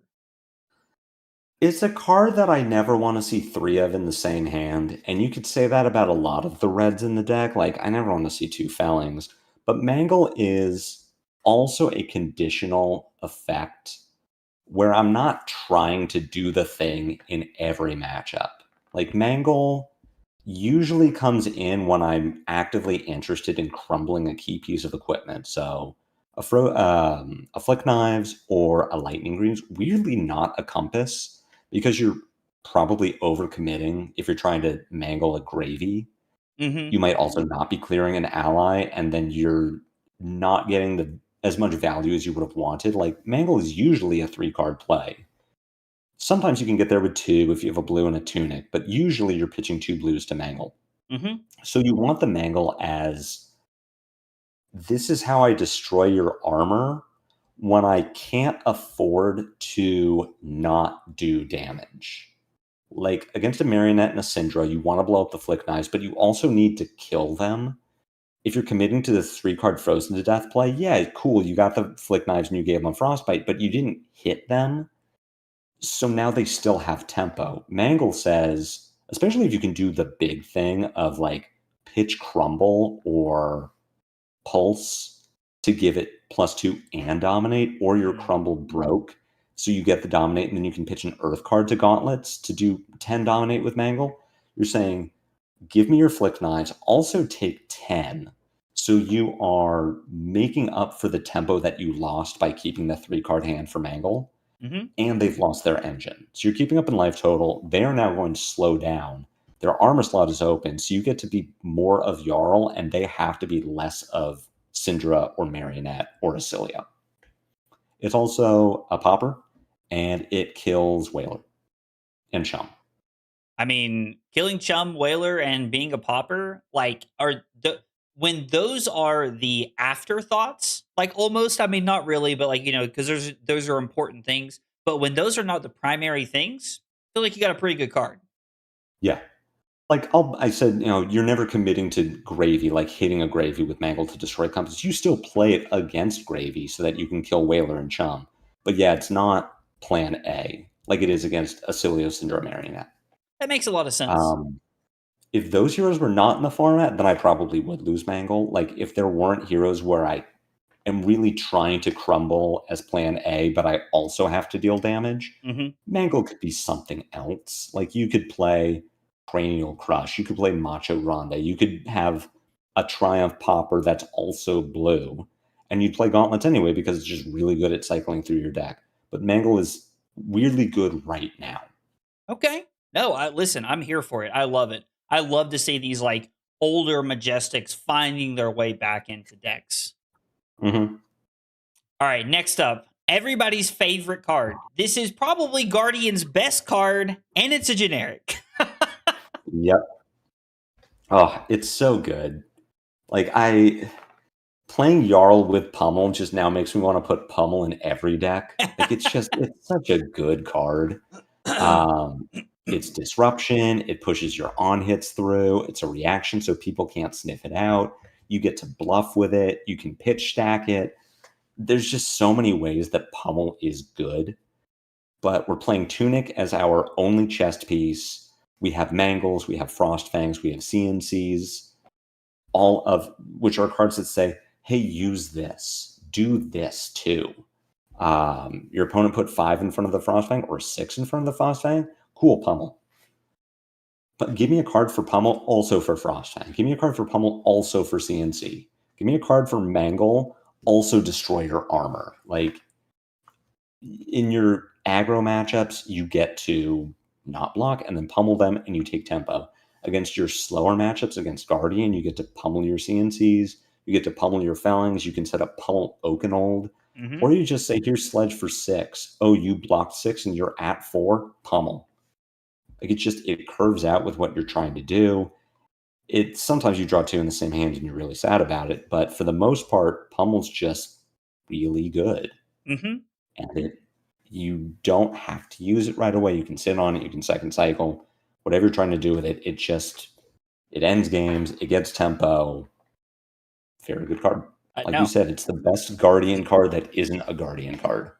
That's so very true. Oh. All right, so next up we've got a few defense reactions here. I feel like Sink Below and Shelter fit into the same category, but they have different like extra text box. I mean, Shelter has just been insane, like played in a lot of decks since it was printed.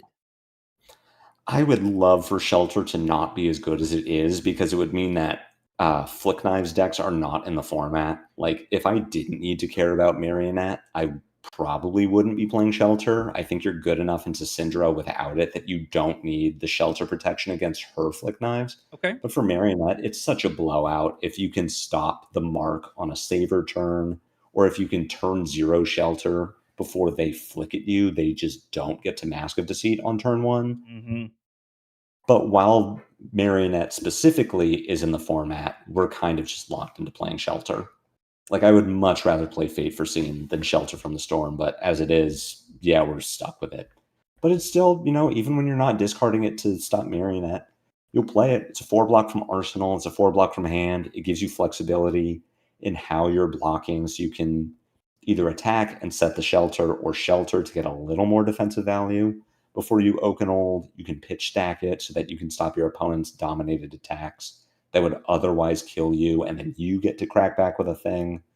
Like, Shelter and Sink Below just fit the same goal of, this is above rate, and it has upside sometimes. Absolutely. I mean, and Sync can even like fix a bad hand. We're on 34 blues in Jarl, more than like Victor has been playing. But there's still a chance where you draw like all reds, and that Sink Below effect can really bail you out in certain situations. Or you are aware of how many. This is easier for me on Talishar. I have started practicing on it in paper, but even in paper, I'm like counting my 50 card deck to know where my Oaken and Crumble are going into the deck. But Sink Below and Crown of Providence can accelerate your pitch deck if you manage to get, like, if you pitch Oaken and Crumble as cards 49 and 50, meaning that they'll be in your 13th hand from when you draw. If you can sink twice, suddenly they're in your 12th hand from when you pitch to them. And now maybe you are ahead of your opponent's pitch deck, so you get to Oaken their big turn. Like, the Sink Below effect is really good. The Fate Foreseen effect is less good, but still very strong. The Shelter effect usually doesn't matter, which is why I'm like, I wish Marionette was not in the format. It's a necessary evil, unfortunately, with where we're at in the game right now. Yeah. All right. Staunch response. We've already talked about replacing these with Pulse of Ivan Loft, which I might try at my armory. We'll see if my locals notice. Yeah. Especially in Victor, too. I think it's going to go well. Absolutely. 100%. I think it'll be fine. So Staunch is here because Guardian is here. It's really good in the Guardian Mirror. There are ways that you can make it better in the Guardian Mirror, or just better generally, if you have a way to use the third resource, like Oasis Respite or Quick Dodge Flexors. Staunch Response gets really good. Rampart of Ram's Head is a really good way to use that third resource. Staunch is at its best when you can pitch 2 blues into it and then still do something on your turn. You can staunch an Oaken you can staunch a Golden Sun, you can staunch really any big dumb Guardian attack. It stops on hits. It's really good for your fatigue math. If your opponent, say, I don't know, Sprout Strength Fellings you, so they committed 2 cards to send 11, and you get to commit 1 card to blocking 10. You are ahead in the fatigue math. It's a 1 card answer to Sledge. It's a 1 card answer to a lot of things. Marlin got support, and Staunch Response is a way to say, I'm going to block 10 on your big harpoon and then get to crack back with something. Like, it is not, you're not playing it in every matchup. You don't play it into Syndra, you could play it into Marionette. I personally don't. It has more limited uses. It's why I'm only playing 2 copies instead of 3, because drawing 2 of these in the same hand is way worse than drawing like 2 Sink Belows. But in the matchups where it's good, it's really good, and it does a lot of what you need it to do. Stops on hits, stops big damage, keeps cards in deck. I mean, again, like, we are in a format right now where blocking tall is important, not just blocking wide. And if Aurora picks up, like, staunching one of her 4 power quick strikes is not going to feel as good. But you get to use speaking of using your third resource, you get to pitch it to Arcane Barrier. Staunching a Tempestuous Kiss is going to feel incredible. You get to 2 card answer her probably 3 card play, and you feel great about it. That is like living the dream, like chef's kiss on blocking out the turn. Next up is Unforgetting Unforgiving. Now, it's kind of interesting because we're on 2 copies of Mangle, but we're only on 1 copy of Unforgetting Unforgiving. You could play 2, definitely. Like, it's I don't want to say it's a card that you never want to see two of in the same hand because its floor is block 4, even if you're not doing the thing. It's good at blocking. Like, you do kind of get punished if it's the last card in your hand because you can't arsenal it. But, you can pitch it with a blue and sledge, whatever. I am only on 1 because I'm only on 2 mangles. And Unforgetting is not really part of the plan. Like, I'm never setting up a crumble and then thinking, ooh, I'm going to draw Unforgetting, and then I'm going to get them. Like, I have had games where I pitched a crumble, sent a baby Titan's Fist, and then drew Unforgetting and thought, oh my God, this would have been insane. But there's just too much else that we have to tech for currently that I can't justify putting 2 copies of Unforgetting, Unforgiving in the deck. But the 1 copy, especially when it works, you feel like a god. You feel incredible. You get to turn 0 crumble. I did this to Majin Bay in testing. Acilio Jarl. I turn 0 crumble. He attacks with Flittering Charge. I block with Unforgetting, Unforgiving, find the mangle, and then 10 dominate mangle his Greaves turn 2. Oh. You can imagine who won that game. It was me. I won that game. That was going to be my guess. Sometimes you get to live the dream and you're like, oh, whoa, I did it. I'm so good at this. Jarl's insane. Why isn't everyone playing this hero? And then the floor is blocked for. Absolutely. I mean, just more 4 blocks, with a lot of very heavy math oriented, aggro mid-rangey decks in the format can never be really a bad thing, I feel like. Yeah. Midas Touch. A lot of people see this, and it's pretty, straightforward to a lot of people that I think this is a gravy card, helps you in certain, spots to clear the board, maybe even remembrance it back in certain situations. But it also has other tech, right? Yeah. It has big Prism applications. If you're getting looped by Prism, like she's using the Remembrance Angel to put ALS back on top of her deck, you get to break the loop. You just get to kill Soraya.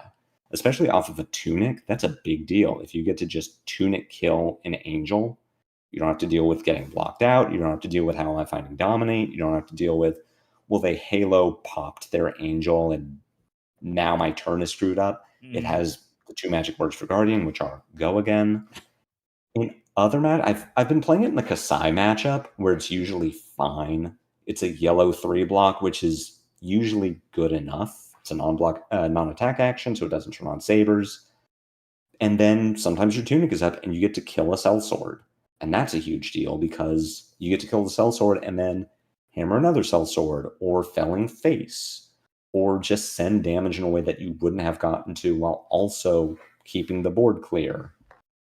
I've seen other Jarl decks that play Midas in the fatigue matchups because it's just a card. I personally don't like that. I think it can get clunky. I have the same problem with Remembrance, where it being a yellow is more inconvenient than you would think. It just limits your options of how you're going to pilot through the rest of your turn. But Remembrance, you bring into every fatigue mirror, and I personally am sad about it, but you're kind of committed to it. Midas Touch is a card that it's there for Gravy, Prism, Kassai, and that's it. I guess you could play it into Vinset, and if you ever kill Nazareth, you're like a god. Oh, you're living on cloud 9 if that's how it plays out in a Vinset. Remembrance is a card that has sparked a lot of debate around, should this card be banned? Should it be restricted? How should LSS handle this with the BNR coming up in a couple of weeks? And we could sit and talk about all the applications, but what I'm really interested in, just from a personal perspective, is your opinion on whether this card should be on the next BNR list. Yes. My answer is yes.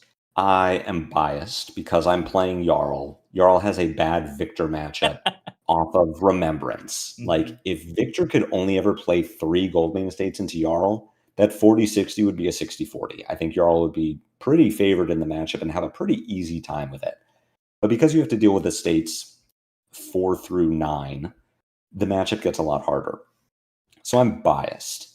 But if I'm looking past Victor, I'm saying, well, Victor's the problem right now. Mm-hmm. Victor's going to LL, and then Remembrance won't be a problem until it is again later. Like, it's a generic, it's an instant, it's yellow, it costs 0. There are very few downsides to playing this card, and sometimes it makes your deck way better because not every hero uses Remembrance the same way. Like, Victor getting Goldmane Estate back is so much better than what any other deck in the format can do with Remembrance. Absolutely. Huntsman gets back Codex, which, like, okay, I guess that's fine, but it's not really putting you farther ahead. It's just turning Codex into whatever the best attack is at the moment, but it's still like a 0 for 4 or a 2 for 6.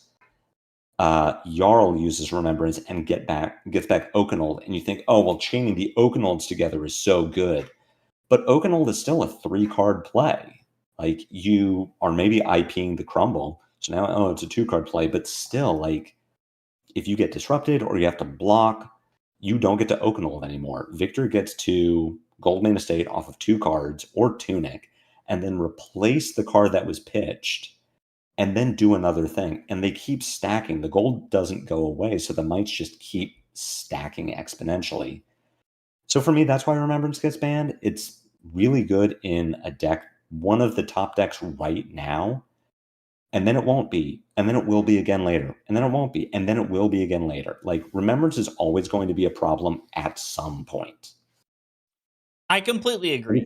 And if you ban what Remembrance is enabling, like if you ban Goldmane Estate, Victor's terrible. Like, there's no, it is a ban Autumn's Touch to stop Starvo solution.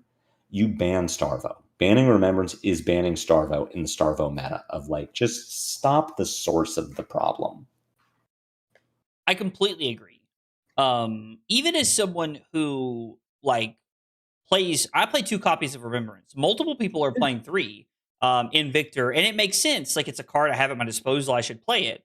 I would love to see this card gone. It creates unhealthy in-game states, in my opinion, and so I would really like to see it gone for multiple reasons. Like, and you really accurately hit it. You know, Victor's about to LL, so the problem goes away until it doesn't again, and that's what's scary about this card. Okay. I love Blizzard. I played Blizzard in Icelander. I played Blizzard in some number in Oldham at all times. We got 2 of it. How did we land on 2? You never want to draw 3 of them in the same hand. And I keep saying that, and like, well, your CNCs, you might draw 2 and you're kind of sad about it, but it's fine. Blizzard, the problem is Blizzard doesn't block. So Syndra attacks with a thing, you Blizzard it, she doesn't pay, so she can't keep going. But then you still need to block whatever the card is. And Blizzard doesn't do that. So if you ever draw 2 in the turn, you're really committing to basically one line of play, which is I'm going to Blizzard, I'm going to block with the other 2 cards in my hand, and then I'm either arsenaling this other Blizzard or baby hammering. And that feels bad. You never need the second Blizzard, and if I'm going to chain Disruption, I'd rather be proactive with the Disruption. Blizzard is purely reactive. It's very good when it's good. For the same reason that Pulse of Eisenloft is good defensively, in that it interrupts what your opponent is doing and gives them a Frostbite. Blizzard does that, but you're still taking damage to pull it off. And like with the Frozen to Death line against aggressive heroes, I don't want to have to take damage to do this. So I'm on 2 copies. Baby Hammer doesn't block.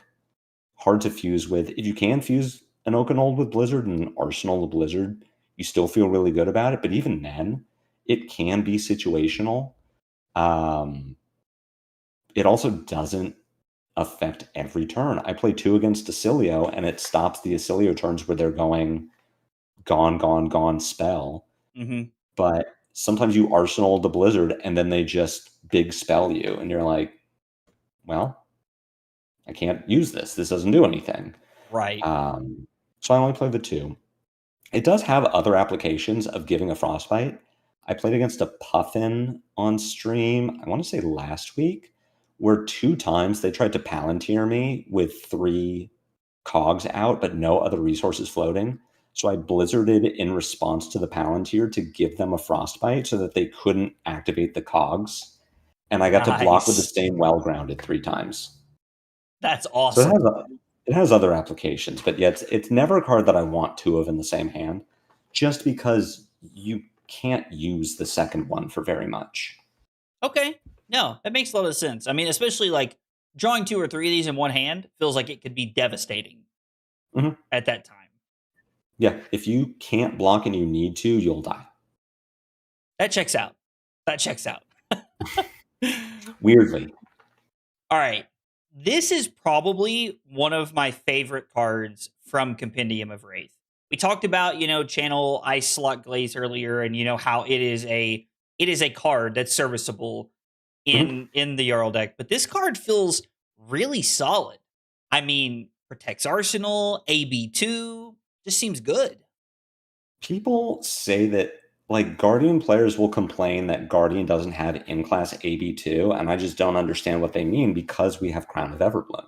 Just play Jarl and you get in-class AB2. Mm-hmm. Crown of Everbloom currently only ever comes in against Acilio because you have interaction with one of their axes of victory, which is comboing off with Greaves. You get to blow up Greaves. So now you need interaction against their second way of killing you, which is Big Spell. So Crown of Everbloom plus Null Rune Boots is AB3. You can pitch a blue, prevent 3 damage, etc. We know how it works. Crown of Everbloom, because it only comes in against Acilio, basically doesn't have text besides AB2. I know that there are other applications. So I have heard about the tech of bringing Crown of Everbloom in against Arachne Huntsmen, Mm-hmm. so that when they hunter or hunted you, you crown your arsenal away, draw the top card of your deck, and now they don't know what to call with hunter or hunted, Mm-hmm. which is cute. And I think if I was playing against more huntsmen, I would try to keep that in mind. But as far as the main application of Acilio, you're never using the top half of the card. You're only ever using it for AB2. But it is cool that it has the other application. I mean, having AB2 like on one piece of equipment is a really powerful thing. And we've seen it more over the last couple of years, but even then, it's still not as relevant, or not as relevant, sorry, not as common, I feel like. So having something like that is a really cool way to try and combat, some of these taller arcane decks with, new Acilio coming out, and we've seen things from Ziggy that can do more instances than just one arcane damage. It gives you that flexibility in how you pitch and how you pay for things, that because we're getting Ziggy with Aphrodisias and we're getting new Acilio that's still going to be doing Big Spell, I think we are, I don't want to say stuck with Crown because it is a good card and I like playing it, Hmm. but if you're playing Jarl, get used to having this in your 80. Like we don't get to go below AB3 anymore. No, I mean it's just too much value to pass up, which makes Mm-hmm. sense. Next up is Crown of Providence. Being able to protect your arsenal, block for 2 as a generic headpiece. I remember when everybody lost their mind when this got printed, and to be fair, it's very good. Mm-hmm. Has there ever been a consideration for this to be Balance of Justice in this slot? Yes, the meta doesn't ask for it right now. Jarl has the flexibility to play whatever he wants. If Victor leaves and Dash.io becomes a threat in the format again, like she was, Mm-hmm. then I would make space to find Balance of Justice. Or I guess if we were seeing more Jarls, I could play Balance of Justice because it blocks 2 and you don't destroy it, so you're not opening the armor slot. But for the most part, the good balance decks just don't exist anymore. KOLL'd, so he's not here playing Blood Rush.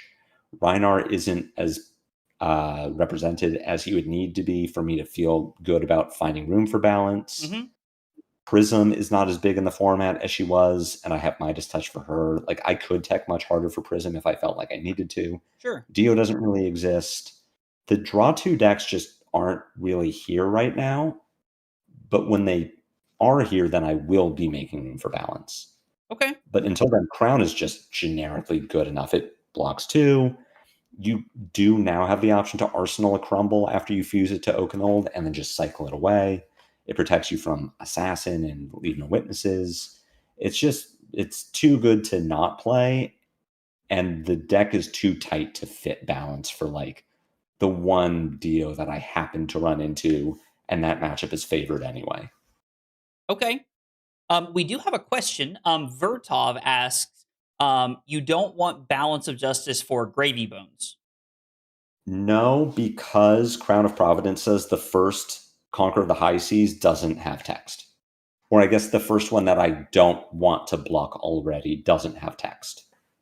Okay. I mean, making that a 3-card 6 with Go Again, not bad. I mean, you're eating 6, but you're taking away that gold generation, and you can play your big hand if you need to. You're keeping a card in deck. Depending on what your hand is, you still get to fix. Like if you have your blue and you're frozen to death and you need an ice card, you get to turn your arsenal into maybe an ice card off the top of your deck. Or you put a frozen to death in your arsenal and you have one in hand, so now you don't need it anymore. It gives you flexibility, it gives you fixing, but against Gravy specifically, I am more worried about Conqueror of the High Seas than I am about Gravy breaking 2 gold in the same turn, especially because they are very good at not doing that when they see you have balance. Mm-hmm. For sure. Okay, we're going to skip over No Room Boots. I mean, AB1, we need some Arcane Barrier. Fits into the sideboard. It's good for Runeblade. It's relevant. Vincent and Aurora, you want AB1, not AB2. That makes complete sense. Next up is Sledge of Ampelheim. The best card in the deck that I didn't love until I started playing Guardian. I get to pick 2 cards for 6 without losing cards from the deck. Let's go. We're so in there. It's a sad life that us Guardian players live, okay? We have to take solace where we can. And then every 3 turns, you get to Tunic and pitch 1 card to send 6. You're so in. You just did a 4-card 15. What? That's so good. Dude, Value Town Population Guardian, baby. No, Sledge is like, it's so bad until you play Guardian, and then you just see how good it is. It's like Gauntlets, where you just get to pitch stack. It accelerates your pitch stack. You can pitch 2 cards. You can pitch 3 cards sometimes. More importantly, you get to pitch your reds and your blues next to each other. Mm-hmm. I mean, you can take turns of like, I'm going to sledge you. I'm going to pitch CNC Pummel Blue. And you just look at them and you say, in 12 turns, that's going to matter a lot. And it's so good. You get your Tunic Blue. 6 can be a weird amount to deal with. You cannot staunch a Sledge. You can, but you lose value. Sure. You can't sink a Sledge and keep your value. Mm-hmm. So you end up giving 2 cards, you 2/3 blocks to cover the Sledge, and now you're down 2 cards. Sledge is just, it's good. It's good at what it does, which is present damage, force your opponent to give you cards, put them on the clock if they don't, and pitch stack. Using Sledge to set up your pitch stack is probably one of the biggest reasons that it's so solid. Like, it just allowing you to, like we talked about earlier, like that, Oakenold Crumble in the same hand, pitching those away can be really good. It's something that Victor doesn't get to do because he has to play the Orm Aegis, which is also really like, that is a way that Jarl can get there in the Victor matchup, which is, I'm a better Guardian, my weapon attacks for 6, your weapon only attacks for 4 sometimes. Sledge, the fact that Sledge always attacks for 6 is also a big deal because you can pitch your Crumble and a Sink Below. Neither of those would turn on Titan's Fist, but Sledge still attacks for 6. Absolutely. I do see a question, but why not Shield Beater? So that's one that I'm going back and forth on. I do need to test Shield Beater as well. I didn't like it previously, just strictly because you're attacking for 5 instead of 6. And there are very few Guardian matchups where you care that you have a shield.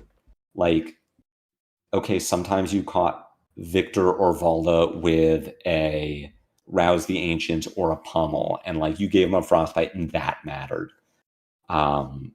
whatever. For the most part, I'd rather be sledging for 6 instead of Titan's Fisting instead of Shield Beatering for 5. Where I'm coming around on it is Marlin, and that Marlin just got definitely one new blue that she's for sure playing, and maybe the other 1 for 3 Destroy Your Arsenal on hit that she might play. Marlin is a hero where I would care more about having a shield than I would care about dealing 1 extra damage off of 4 resources. So I do need to test Shield Beater more. Okay. I'm also not going to be one of those crazy people who doesn't play Titan's Fist because I have Shield Beater. Like, those people are crazy. And I saw Teklo Foundry did that in his first Jarl list that he posted, and I was like, no. I was a bad Jarl player at the time. It was my first day playing Jarl. So to be fair, I'm sure I was doing it wrong. But I do remember like sitting down with a Syndra against a Syndra with Shield Beater and being like, what am I doing? This sucks. Yeah. The If you play one Shield card Beater, weapon play is massive. if you replace Titan's Fist and Sledge with Shield Beater, and like you're a crazy person. Don't do that. Teklo Foundry even commented. He said he'll understand one day. Oh, I love it. Stalagmite. I mean, this is probably, like, arguably one of the best offhand equipments that we have in the game. I mean, being able to block and give your opponent a Frostbite against a deck like Syndra or Dio can be absolutely debilitating.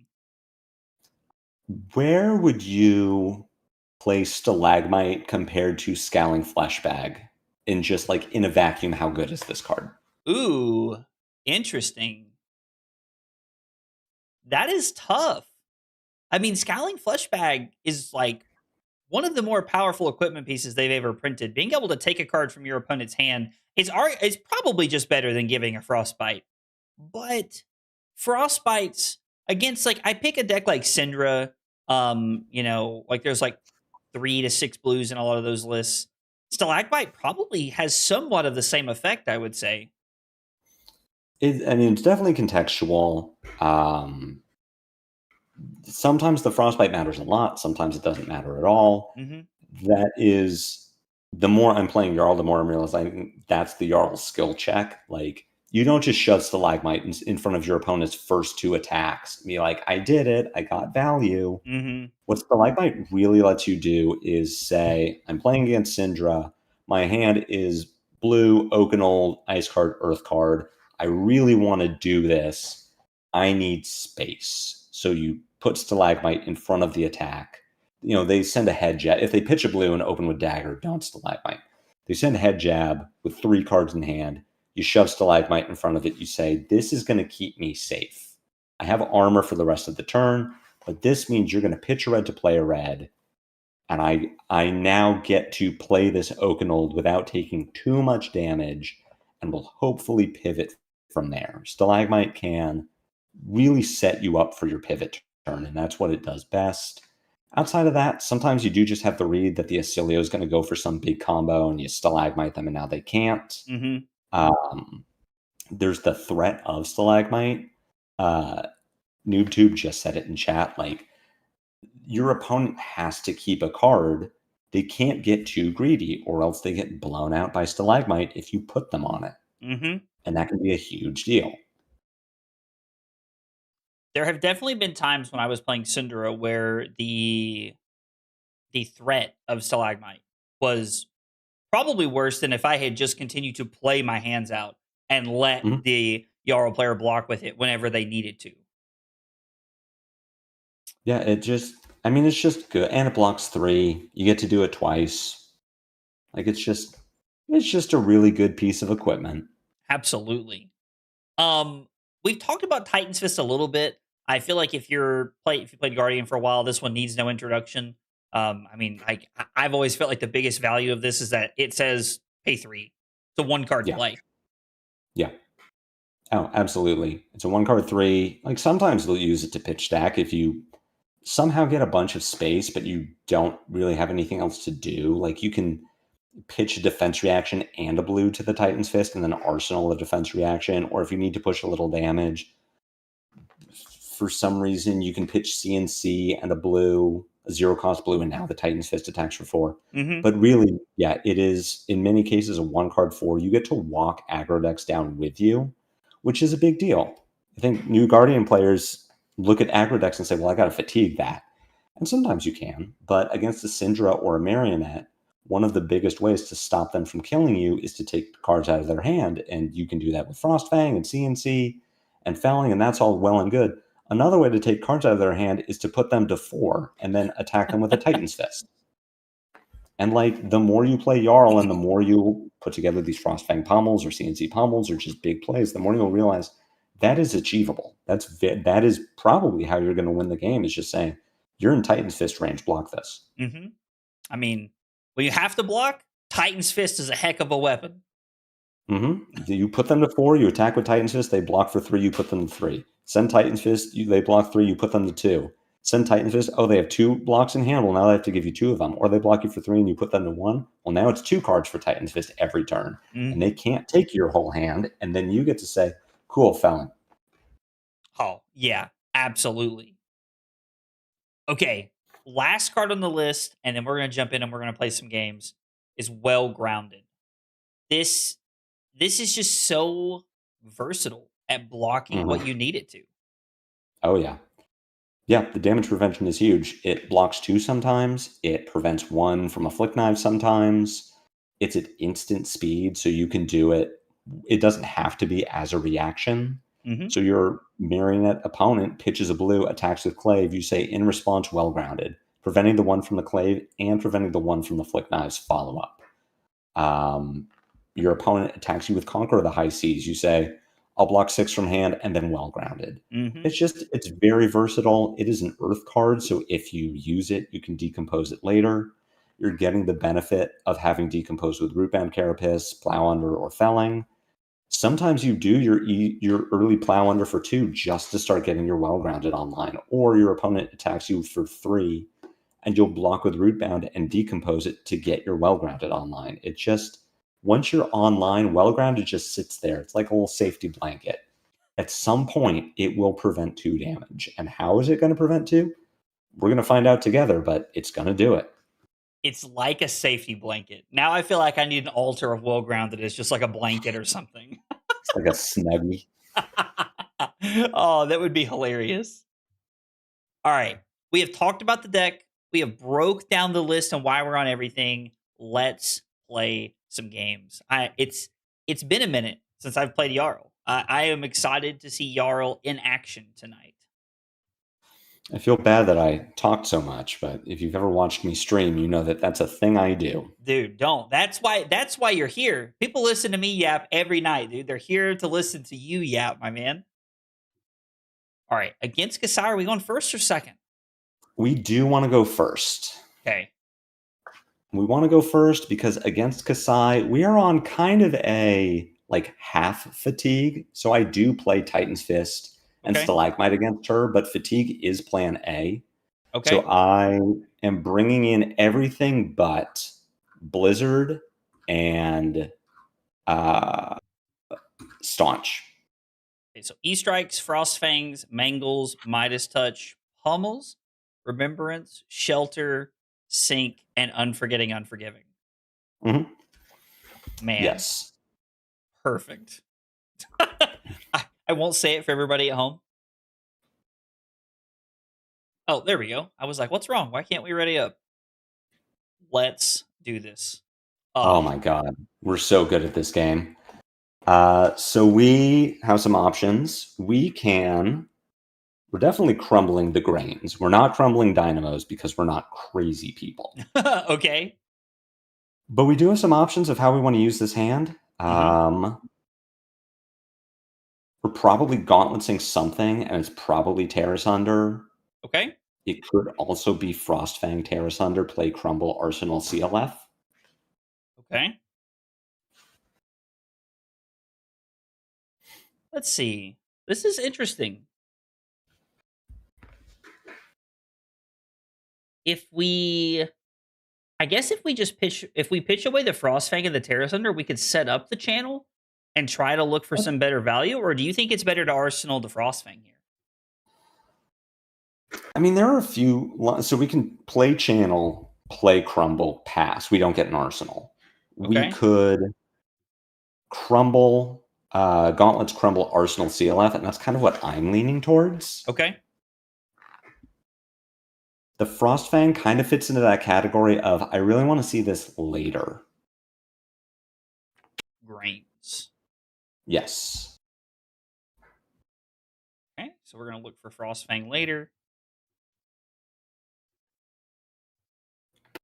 Kassai is a matchup where I'm not looking to get the grains. Like, this was just giving ourselves options. Okay.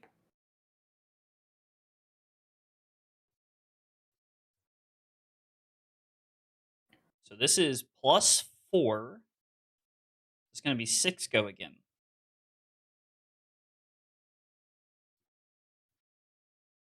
Let's go again, and we don't have to turn it on. I mean, we could just block Terra Sunder and Visage if we wanted to. Or do you want to give the D-React, maybe? I think we want to give the D-React here. I like imposing and D-React so that on our turn we can Titan's Fist fruits. Okay. If we had a way to get the CLF out of our arsenal for full value, then I would be more okay blocking with the Terra Sunder, but as it is, we're just going to IP a Sink Below if we do that. Okay. So we're not going to sink anything here. Just keeping our hand. Or do you want to sink the Terra Sunder? I don't think we need to. Okay.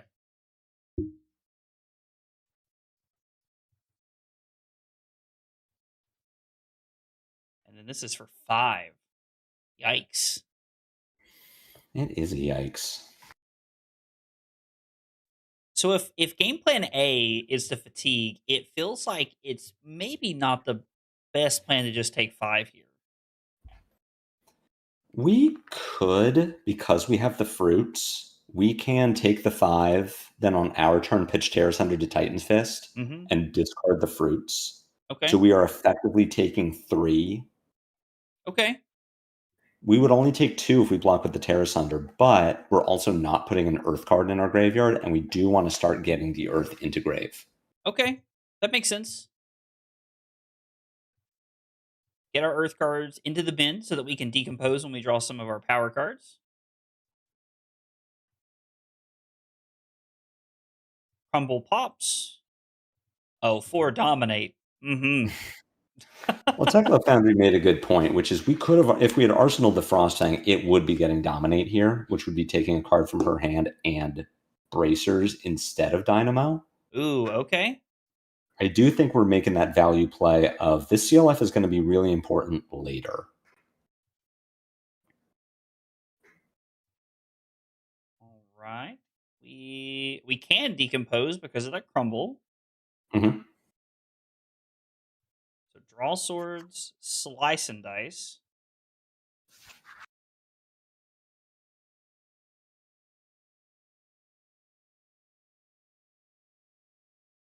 We'll see what she does. We have Tunic is going to come up, so we have the option of keeping Mangle and Everbloom, or Mangle and Ripple away, and just sending the 2-card 8. Okay. If we get to keep the entire hand, which I don't think we will, then we could send Mangle for 10. Okay. So if they let on Hot Streak, there's potential they don't have Go again, which means the Everbloom and the Rootbound block could be very good for us. Mm-hmm.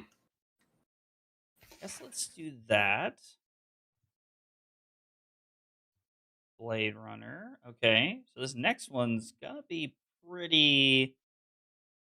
We can sit on the Rootbound here. Oh. We don't have to use it here. We can save it for the Saber. Okay. So we'll take 3 down to 34. Mm-hmm. And then are we blocking with anything else, or are we just going to throw the Mangle? I think we might be blocking with... We could throw the Mangle here. We could block with equipment too. I mean, it does suck that we're taking so much damage so early. Sure. We don't need to give gauntlets. I mean, this is just vanilla damage. We might just Rootbound here and then Mangle for 8. Okay.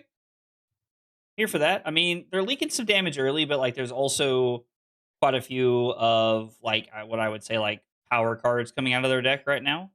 Like 2 draw swords already gone, which seem pretty solid.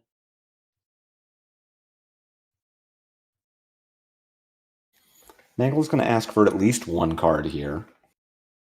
They'll give us armor. 1 card and 2 equipment pieces. And we are just, like, we're getting online. We are just waiting for kind of our game to start. Like, we haven't found an ice card yet for Channel Lake Frigid. We do not get to be gamers. We can block with Oakenold and Rootbound and then Felling, and we do get to be gamers. So we can't decompose on the Rootbound here, right? Because we're going to need... That's right. ...to decompose on the Felling. Another draw swords and unsheathed. Man. Yeah, I always hate to be this guy, but I do want to say this Kassai is drawing really well. It does feel like it. It feels like we are backpedaling a little bit right here. I do think this is a good stalagmite block because Kassai is active, so she has to give us this card in hand. Okay. To attack with the saber. So is the next being buffed at all? No. So what if we blocked here and Rootbound, and then we blocked the Oakenold on the next one? Could be okay. Yeah, I think I like that. So I don't like putting Oakenold in front of Saber because we're going to turn on the Saber, but currently there's no buff on the Saber, so we're just blocking 3-on-3. Okay. And it means we don't get, like, super blown out by her just passing. So we're not going to decompose. Down to 29. Ooh. Just a pass here. Okay, so I guess we're just going to pitch this so that we can set it up for later. Teklo Foundry with the call out. You can't accidentally IP this to Oaken if they Arsenal. He's so right.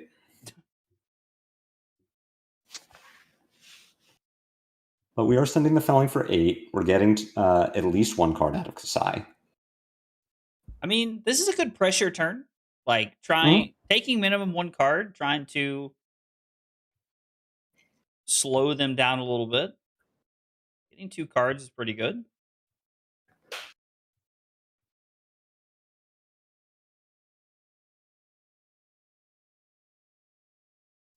If only the Tunic was up. I know. All right, so this is 5 go again, and Stalagmite does deny hot streak value here, but it seems like that may not be worth it. No, I think what we're probably doing, unfortunately, is block.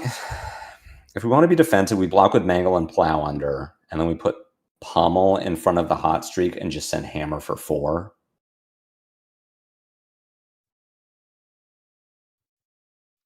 That makes sense. I mean,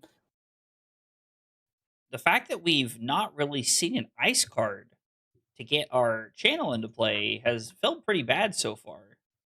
No, it's very sad. NoobTube suggests we could have used the crown to get the Reef Stores, but I think we would have taken too much damage to Mangle Pummel there. And yeah, we get grains off of the Mangle, but I don't think that is as relevant. Was it grain seems fine, but I don't like they've activated it maybe once through 4 turns. This is that matchup where if we ever find the space to Frozen to Death the Grains, or we find the Dominate Mangle, then we're happy to get the Grains. But Okay. we're not winning based on sniping Grains. Okay.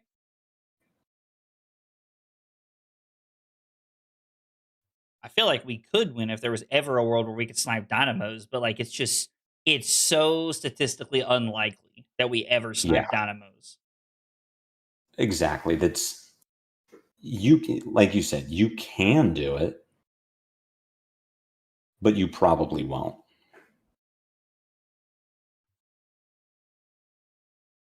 This hand's neat. We have a couple of options here.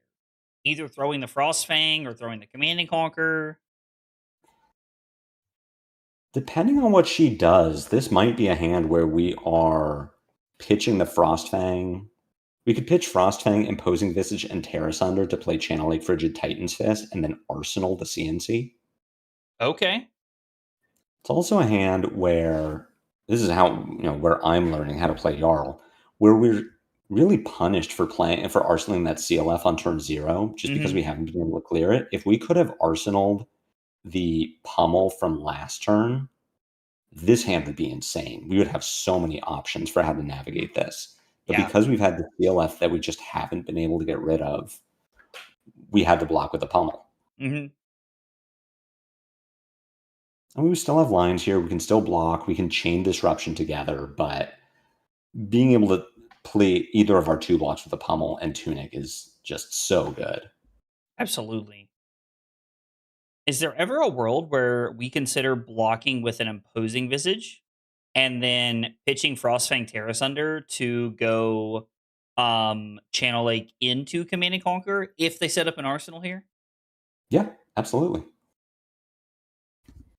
We haven't seen very many ice cards, so statistically, we're likely to start seeing them, and we can use gauntlets or mangle to keep multiples together, like to put 2 ice cards into pitch to keep the CLF around.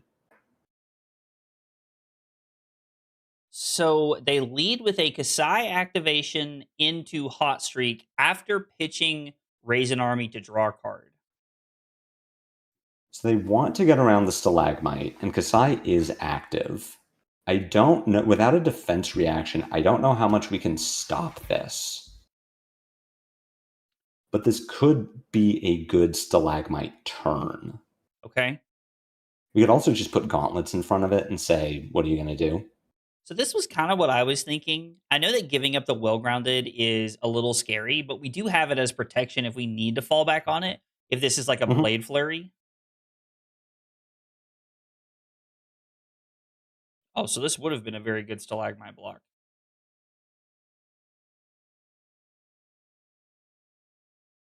So this is for 5. We can put Imposing well-grounded in front of it. We could put Imposing Crown in front of it. Okay. I'm a little less excited about the Crown block because we are finally in a position where we can play the Channel Lake Frigid, but we also don't necessarily have to. Okay. Like, we have 2 disruptive pieces, so if we block with Crown, clear out the arsenal, we may just be in a spot where we get to play CNC and then Frostfang. Okay. This is kind of weird. Such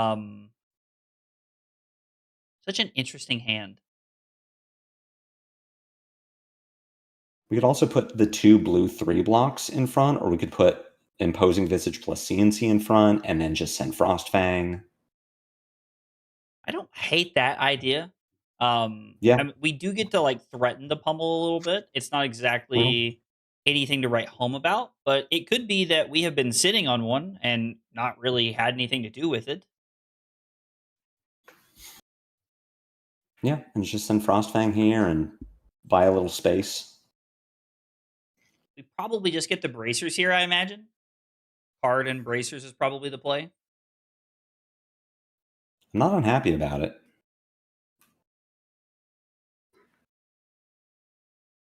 Oh, wow. They are really afraid of pummel. Wow, they are respecting the pummel a lot. 2 I cards, don't bracers, respect and that. Dynamos. That's an aggressive block. Well, it's not an aggressive block, but it's an interesting block. I hope she goes for it. I would love to see something like this. No blocks it is, huh? Okay. Well, we push some damage to try to like catch up and like life total a little bit, and we also still get a card out of hand, which is really nice. Okay.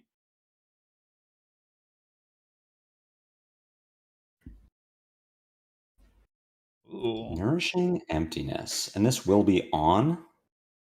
Yes, this is active. I really don't want to crown this away because now we do have a hand where it works. No, and I don't really want to sink below it. This might be one where we could block with Ice Lock Glaze or Ripple Away, take 3. She gets an extra card, but we get to play CLF, send a Baby Hammer, Arsenal a Sink. Yeah, the extra card is like probably going to allow Kassai to convert, but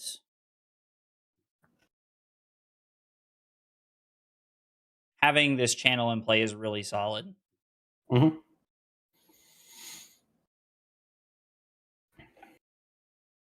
Arsenaling the Sink below is going to be really nice. This should buy us a little space to either find 2 more ice cards to keep CLF around or find another felling. Yeah.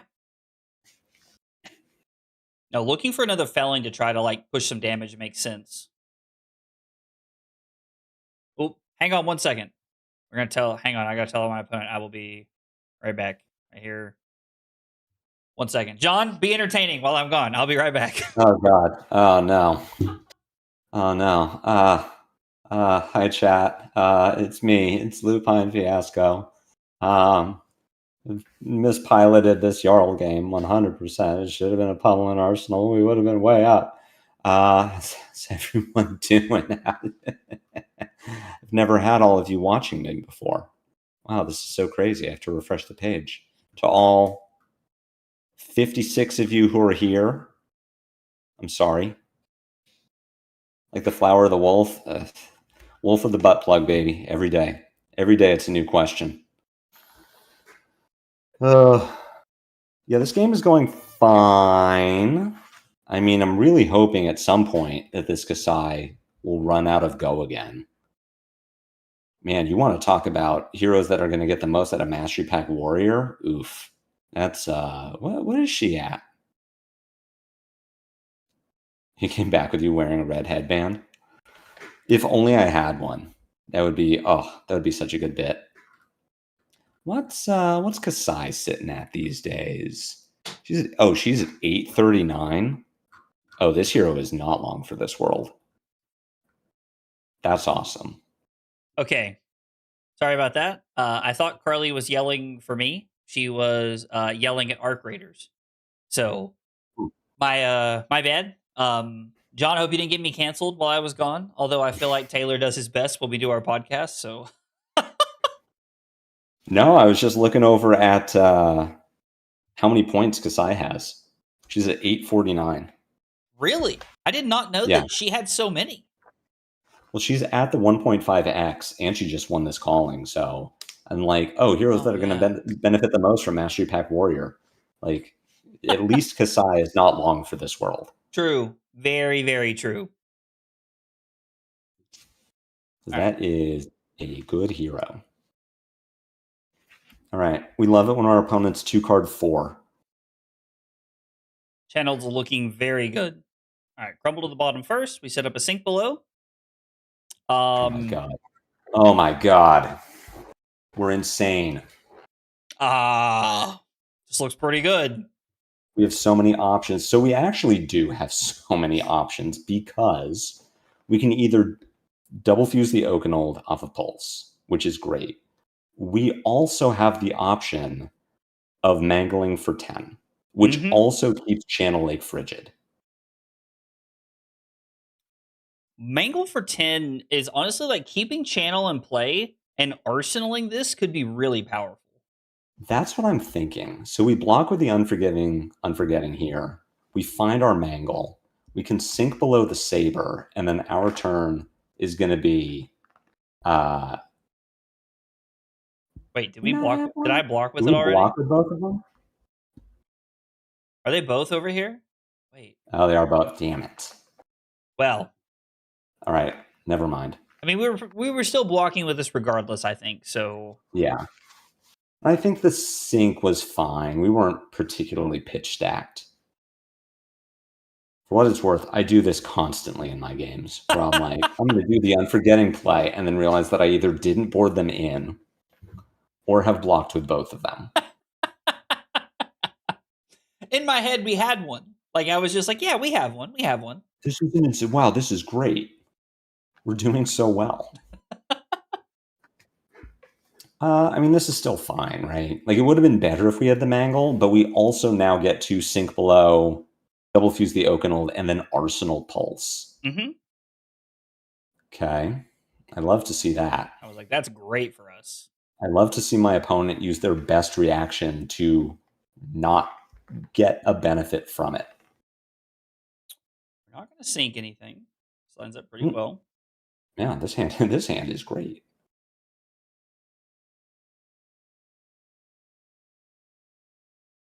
All right. Now we're cooking.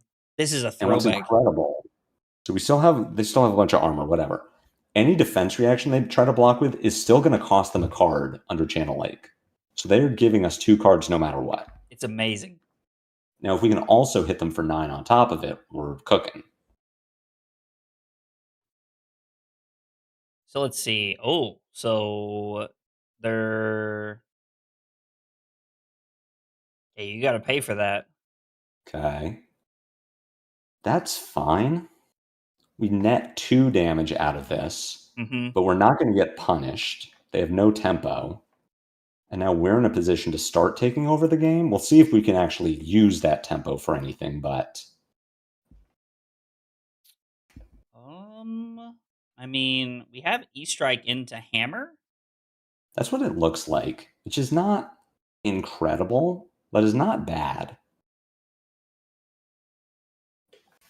So I guess we're going to E-Strike bottom the Terrace under. Mm-hmm.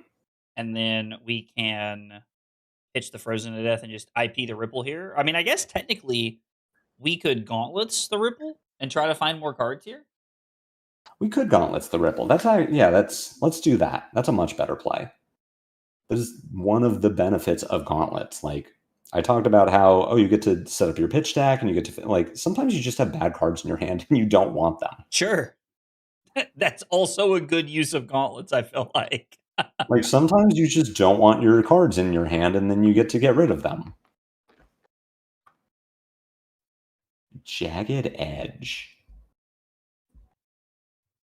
I'm not blocking with Dynamo was smart. This hand would have blown it up. It's a good Kassai player. Okay. We've got a Kassai activation. This might be a... with a blue and pitch, probably not a Stalagmite turn. Is there any world we're ever giving Pulse here? I think we could. We can give Pulse with Rootbound support and then just Felling. What is our Earth count in Grave? We're fine. We have 3? 3. Yeah, we're chilling. Okay. So, no blocks. I guess we can pitch the Crumble.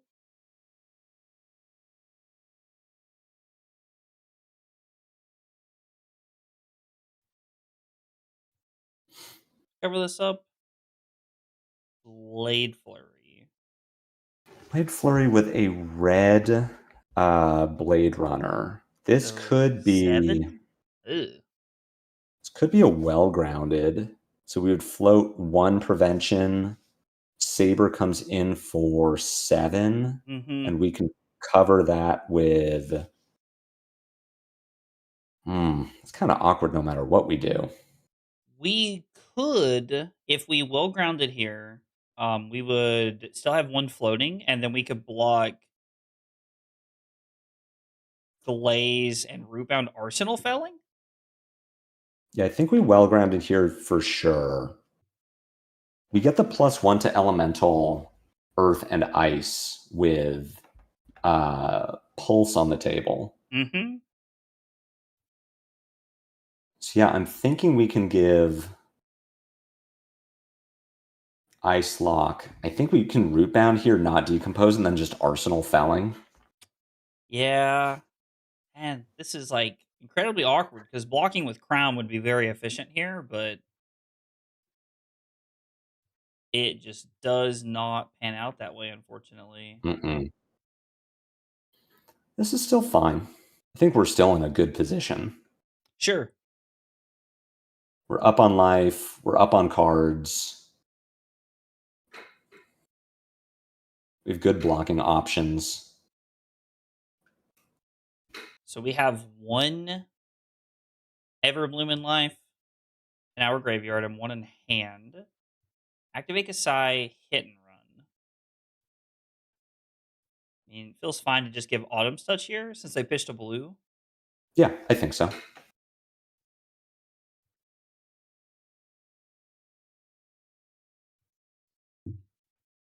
I do think we're letting the Blade Flurry connect. Unfortunately, we're letting the Hot Streak connect, unfortunately. Like, good on them for having the Blade Flurry again. Yeah, if that were the ally generator one, might be an interesting conversation to have, but I definitely understand the... She has no resources. I think this is a pretty easy sink. We can sink on our turn, we Everbloom Life, and then Felling. I like that. Seems like a solid play.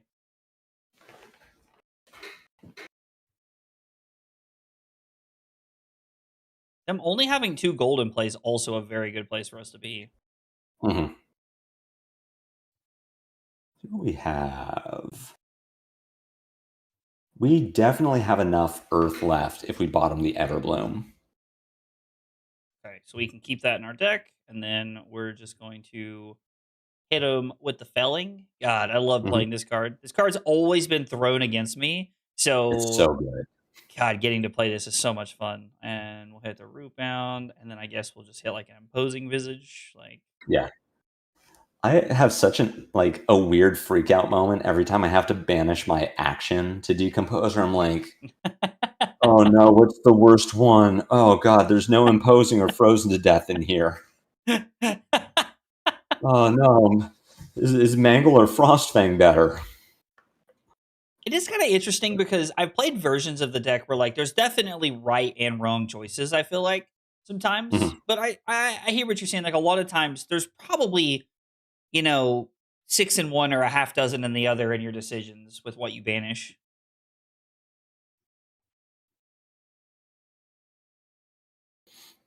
Yeah, like for the most part, it doesn't matter. You're going to Remembrance back as long as you have a density of CNCs, Oakenolds, Fellings, Mangles. They all kind of do the same thing. Oh, that makes sense.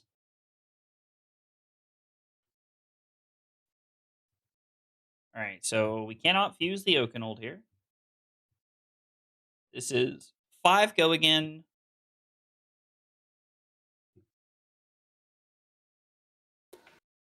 Five go again with an Outland Skirmish. They haven't drawn, so I'm kind of looking at Stalagmite. I was thinking the same thing. Shelter. And I guess we could ship 4, gain some life, and then Arsenal this? I'm thinking the same thing. Could be very powerful. Or they have a blue and they were baiting us. What if they have the blue and this is still just Saber for 2? It's like, okay. Sure. Cool. All right, that panned out pretty well.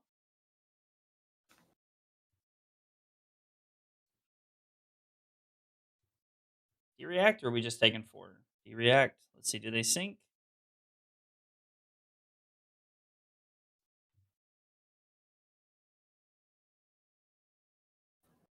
Looks like they're thinking about it.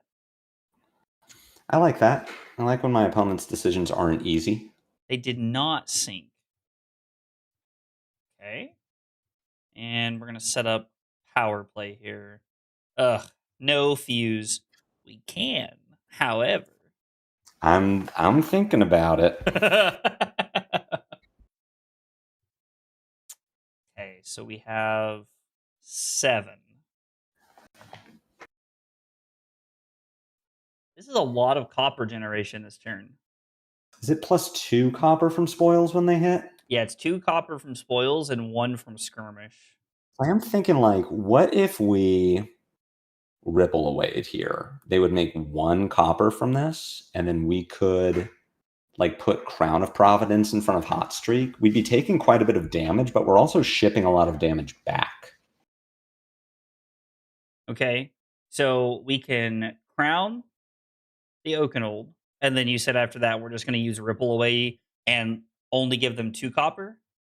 I'm thinking we take 7 from this. We just don't block the saber, and then we can discard the ripple away. So the spoils will make 1 copper. The skirmish will make 0. No, ripple away is all actions, Owen. Yeah, so it stops these, right? Because these are actions? Like, Yeah, it okay. should. I believe it stops 1 from the spoils and 1 from the skirmish. All right, so you And then we said... can. Oops, sorry, go ahead. I'm saying we don't block this. Okay. And we ripple away in response to the triggers.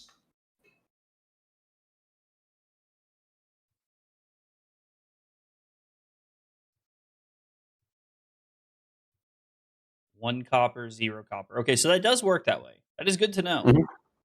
And then we can put the crown in front of the hot streak and bottom the Oakenold. Yeah, that's not bad. That's a good arsenal to set up. Yeah. Exactly. Oh, and our opponent's not going to play their arsenal? We're so up. You love to see it. Incredible. I guess we can... Yeah. And then ripple away or either channel. Ripple away makes sense.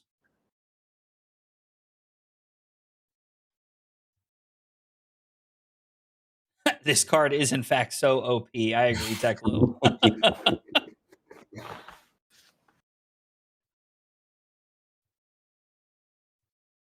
Get them. You love it. We go up on life, and they're forced to discard a slice and dice, so we took a 0 for 4 from their hand.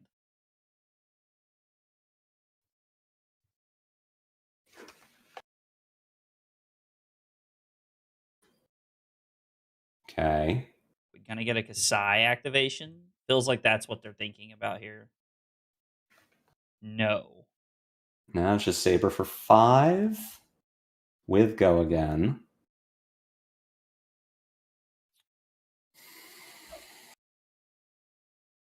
Is there any consideration here to E-Strike, Go again, putting Ripple on the bottom, Plow, no Decompose Arsenal Shelter? I don't think so. Okay. My consideration is block with Gauntlet Shelter to cover the 5 here. Okay. We can. Well, I guess there's no on hit here. This doesn't. Oh, well, we do stop grains and bracers. So I'm thinking we put 5 in front of this. We take 2 from the hot streak, and then we E-Strike Go again, bottom ripple away into Pitch Frozen for Titan's Fist. So we send the 9. Okay. And then we sit on the plow. Save it for more disruption. I mean, we could also like put Ripple in front of the hot streak and just E-Strike for 7. We lose 2 points, but they don't get a vigor. I mean, we're forcing them to have resources next turn. But we are sending less damage. And 5/4 is harder for them to deal with than 7. That's true. All right, so we fall down to 19. They're going to set up, but we are going to push the pressure right back. And we keep the Frozen to Death in hand because it works with the Titan's Fist. Yep.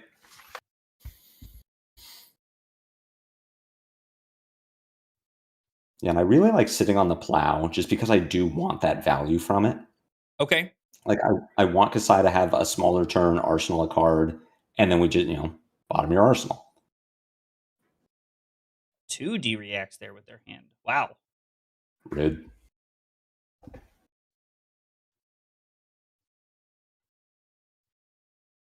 This is a hand. Listen, this is a hand.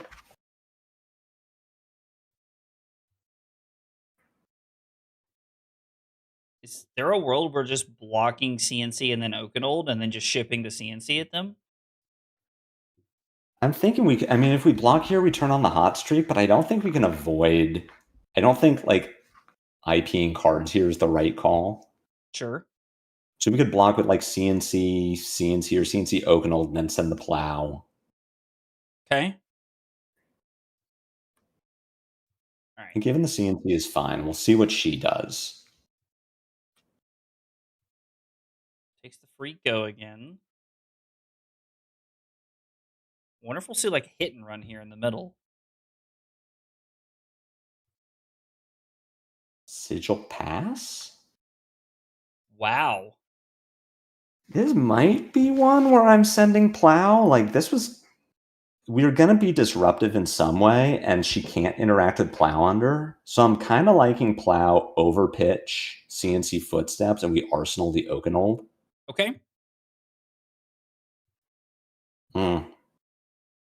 So I guess now there's no reason to decompose. No.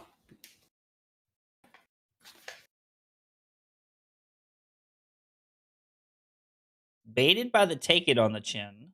Yeah, that was a good line. The interesting thing about this is that, they still have a decent amount of cards left, but they're only on 2 gold with Raisin armies left. So I mean, like, feels like we've done a good job of avoiding letting them get major value out of Raisin army late in the game. They were in a fine position this game. We should have 2 crumbles left in deck. Let's see. Have none here. The pulse is over there, and then we have 1 over here. So yeah, we have 2 left. So we got 2. We're gonna come up on 1 soon. So the Oakenold is looking good.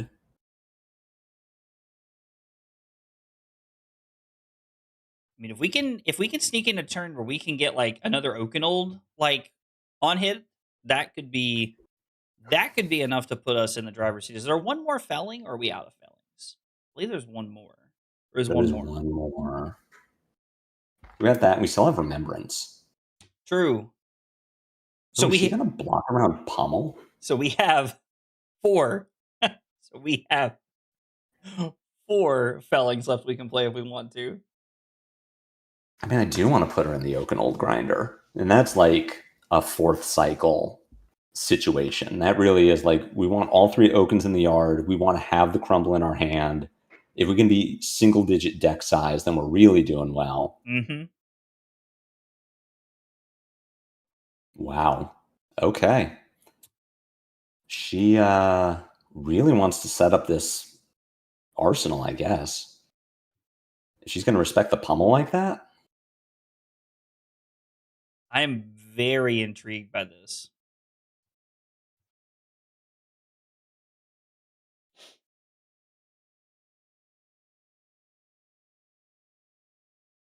So how many blood on our hands have we seen? 1. They've pitched 1, and we've seen 1. Okay. We've got 4 coming in. We can take damage here and send a fuse to Oakenold. I don't hate it. Kind of a weird spot, though, where, like, then we have this Remembrance that we either IP or run out. We could... I mean, we could block out. I don't think it's good. I kind of like blocking with something. Like, we could take 4 here. She makes 2 copper. We put a Channel Lake Frigid in front of the Hot Streak and then just send the felling. Okay. And bottom the Remembrance. Okay. I don't hate that at all. 3 copper is okay, right? Like, it's not backbreaking for us. No. Also, Cyborg, thank you so much for the 7 months over on YouTube. I appreciate that. Thank you. Let's see. Let's update this here. That puts us at 436.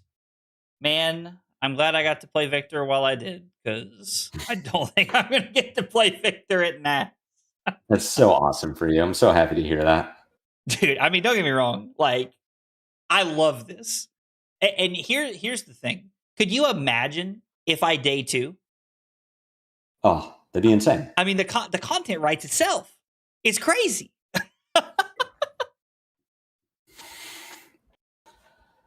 That is a greedy play from our opponent. I was a little surprised to see that. How many yellows? Using the Kassai, wow. I mean, I guess. There's 1 yellow? Wow. She still thinks we have the Pummel. So we are just going to put this on the bottom, you said? Yeah. Okay. That's what I'm thinking. Gauntlets. Pulse, I guess, is fine. Yeah, you can do because Pulse is the only one we can't put back. And yeah, one of the channels. Channel seems fine.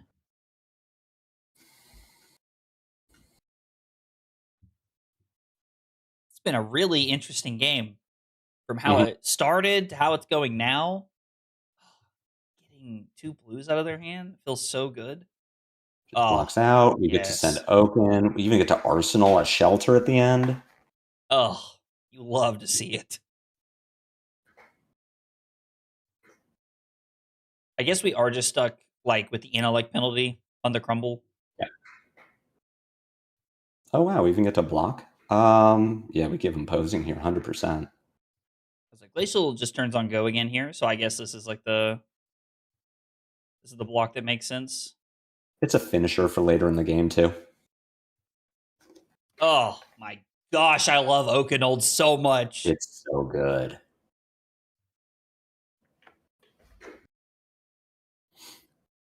And now we are firmly in the driver's seat. Feels like we are in a very good position right now. Mm-hmm. Yeah, we are up on cards and deck. We're up on life. We get to Arsenal a D-React. Well, Now, this this turn hand feels is a little sad. awkward because it doesn't, convert, but Are we just I gonna think throw we are. 5 and overpitch? I think so. I think you're on throw 5. Hold. Do we have Oakenolds left in our deck? There is 1 left. Then I think you're on 5. You are holding the crumble. Okay.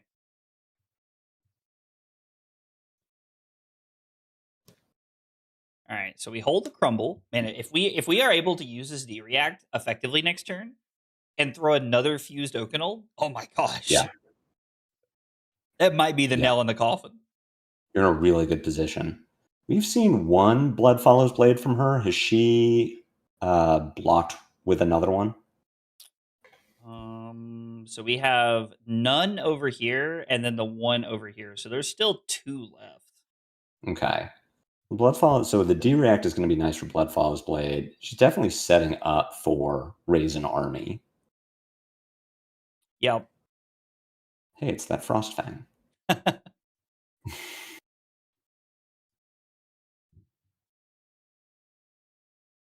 I don't hate to see that when we have the blue pitch for it, and I don't hate to see it with a hand of non-attack actions. Mm-hmm. Okay. Spoils. Pitching a jagged edge. Okay. Sure. All right. And to pitch gold. So that's how she's going to pay for the daggers. Or the swords, rather.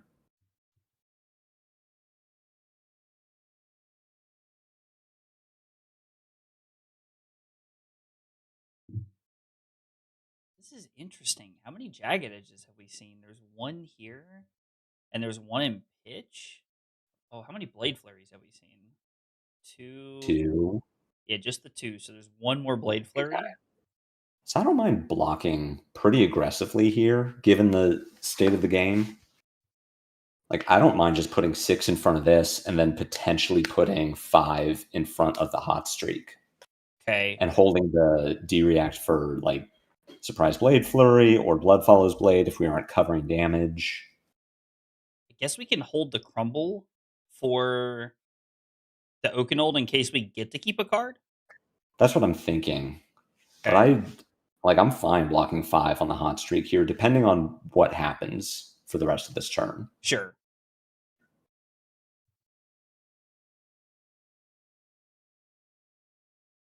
Okay. But if her So follow up is just hot streak pass, like, all right. I If it's mean, just hot streak with nothing else, we put a shelter in front of that and are happy with a Frostfang. yeah, Because should be out of spoils at this point.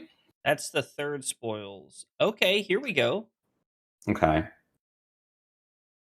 She had 3 copper? Yeah. So 3 modes. Attack twice go again +1?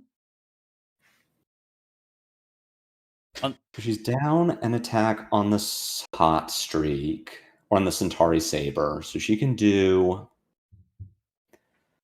go again, attack twice, attack twice. So it's go again on the Saber, attack on the Saber. No, I was wrong.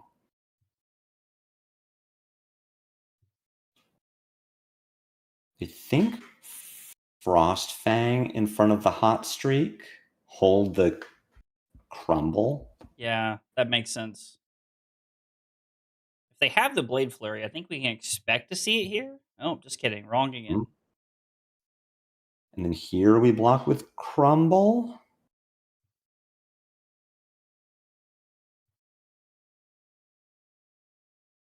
Yeah, unfortunately, I think we're taking the 1 here.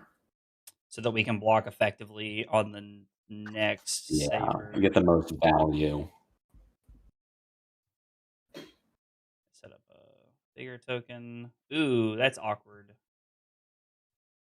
We might just give the tunic.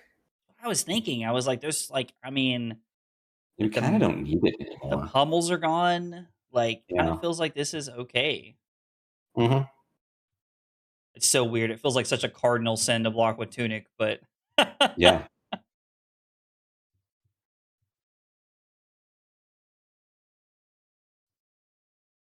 So it's really going to be on her to find go again at this point. I mean, how many go again pieces are left? There's at least a blue hit and run left. Like, because we are just up on cards. Like, we can be blocking out. Like, we can enter a fatigue state of just saying, like, we're just going to block everything. Eventually, you're going to raise an army. We're going to play whack-a-mole with your guys because you don't have action points. Yeah. I mean, do we just want to block 6 and try to E-strike? I like this block.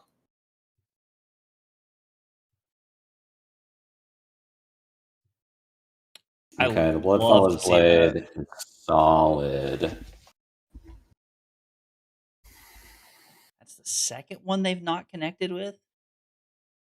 That's so good for us. Jesus. Oh, I didn't even... In my head, I'm like, oh, now we got to deal with that thing. But yeah, it didn't connect. I guess we're just going to block 6 here? I think so.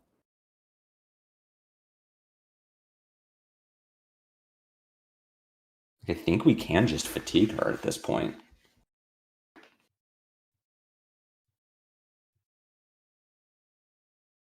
Arsenal that last card. And then, I mean...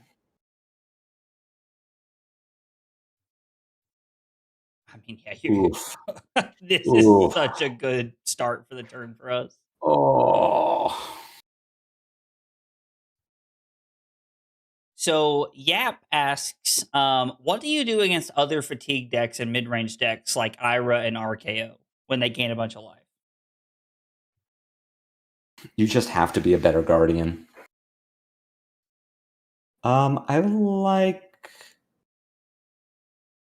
I guess that's fine. In my head, I was thinking, oh, I want to save the Frozen because it turns on Titan's Fist, but I don't know that we need to. I think we'd rather have the Crumble for Oakenold and the Everbloom for looping. I was thinking Everbloom loop at this point seems really solid. Yeah, I agree. Yo, let's go. Odd X. Thank you so much for becoming a member over on YouTube. I appreciate that. Thank you. Thank you. All right. 437. I have to physically say the numbers out loud. I'll forget to update it if I don't, is my problem. Yeah. Then we got a trot along and a provoking pitch.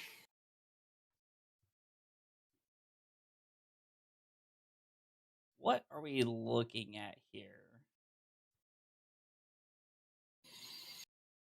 I mean, this could be Jagged Edge. Could be that Jagged Edge. I'm not overly concerned about the Sellsword. Like, if we wanted to block 3 here, give Everbloom. If she has Jagged Edge Bloodfaller's Blade, then we can still block 3 on the Sellsword and then hit it. So you said you want to block Everbloom here? I'm thinking so. Okay. If she has Jagged Edge Blood Follows Blade into Sellsword, that's good, but we can block 3 on the Sellsword and then kill it. Philip with 63 gifted subs to finish it out. Wow. While we're here. Holy shit. He did it. Philip, you are a freaking G. That The madman did it. is, dude, that is 112 and 63. You gifted 175 subs to get us to this.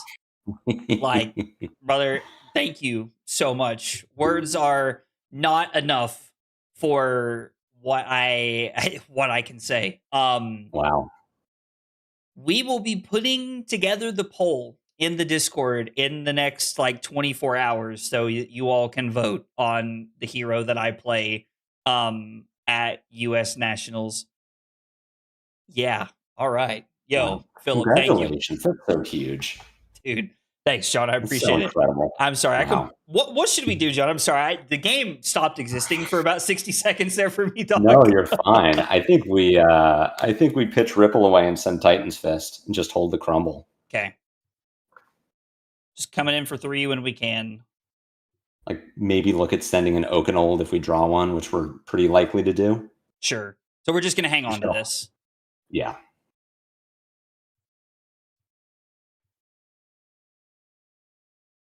There it is. You're telling me there's a chance. There it is.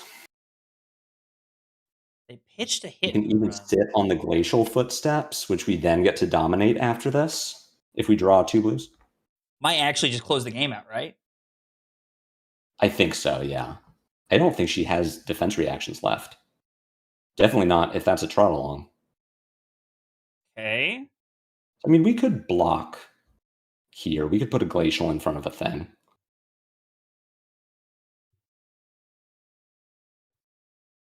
So it has go again. So, I mean, there's no reason. I was originally thinking we should block with Terrace Under to try and deny go again. But I guess it's already here. Like, we might as well. Yeah. Yeah.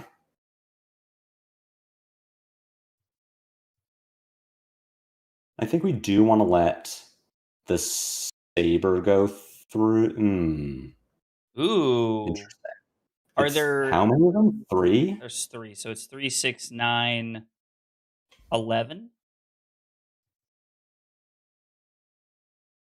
And we know that she's going to draw a trot along in the next hand. So I'm wondering if we give up this plan and just block and start playing whack-a-mole with the Sellswords and just live. Oh, man. This is tough. Because we have to take 11 damage to pull off this Oakenold.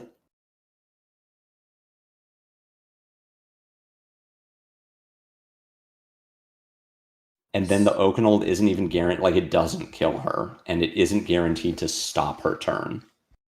So, oh man, this is tough. Are we able to win the game if we block 6 here? Because we're still going to take 5 down to 9 and then kill a guy. And then we block 3 cards. So we block 2, 6, take 2. I mean, I guess that's better than just like saying YOLO and just shipping it. It's tough because she has a trot along in the next hand and she has a hit and run in the hand after that. Yeah. So we are going to need to live for a few turns. But I am thinking, I mean, we could even just block out here.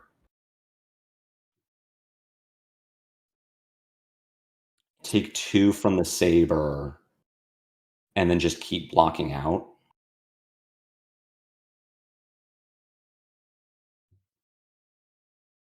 Do we have to go to 9? We probably have to take 5, right? No. We could take 5 and then just hit one of them. That's what I was thinking. If we kill one of them, we're saving ourselves like the multiplicative damage. Mm-hmm. Yeah. I think you're right. We can take advantage of the life lead. I mean, don't get me wrong, I don't like it. We're also giving another gold because this has the Kassai effect here, but let's freaking Well, at this point, I think she's out of Raise an Army. Let's see. There is one in there. Oh, yeah, there's one, and then there is one over here. Most of them play 2, I think. Yeah, I don't think she's on 3. That makes sense. Sand the Panda 93. Thank you so much for the follow over on Twitch. I appreciate that a whole bunch. Thank you. John, this will be fun. While we're trying to survive here, we have 3 questions we ask everybody when they're new to the channel and they're here for the first time. Those questions are: what's your name? What got you into Flesh and Blood? And what are your favorite hot dog toppings? Are you asking me? Yeah. I mean, that's for everybody who's hanging out. But yeah, John, those are for you too, dude. Throw them at me, man. Okay, name, John Cooper, Lupine Fiasco. How did I get into Flesh and Blood? I was a Magic the Gathering player. Lockdown happened. I thought that WotC was doing some silly stuff. So I got out of the game and had heard really exciting things about Flesh and Blood. So picked up some Blitz decks. There's that Jagged Edge. Ugh. I didn't, for whatever reason, I had a hard time figuring out which heroes were in which sets. So I bought the Monarch Blitz decks of Levia, Chain, Bolton, and Lexi. Obviously, something is wrong with that. You might understand that that's not how the heroes work. We have to go to 1, right? And kill one of these things? I don't think you can avoid it. I think they probably have you, because the next hand is going to have a remembrance in it. I know. I was just thinking that, and I was like, curse, because we can't throw this. Like, there should be no pumps left in their deck, right? No, but there is a provoke. But I see what you're saying. Yeah, if we give the remembrance. You can give the remembrance. We have to, right? Yeah. John tells lies. He started playing Fab after World Tour Weekly popped off. And then favorite hot dog toppings. I'm going to go chili. A chili cheese dog. So chili, cheese. It's blasphemy, but I'm a mayonnaise on my hot dog kind of guy. Hey, dude, you get no shade from me. You get no shade from me.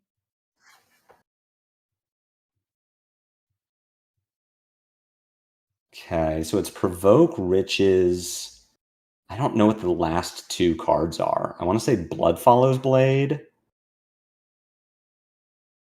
And it wouldn't be Jagged Edge, or else it would have just killed you. There is a Blood Follows Blade, so we have to block 3 cards one more time. Oh, Midas Touch, you're late. I was like, man, where was this when we needed it? And they have a Provoke still in the deck too, so that's going to be hard. All right, so this is the Blood Follows Blade.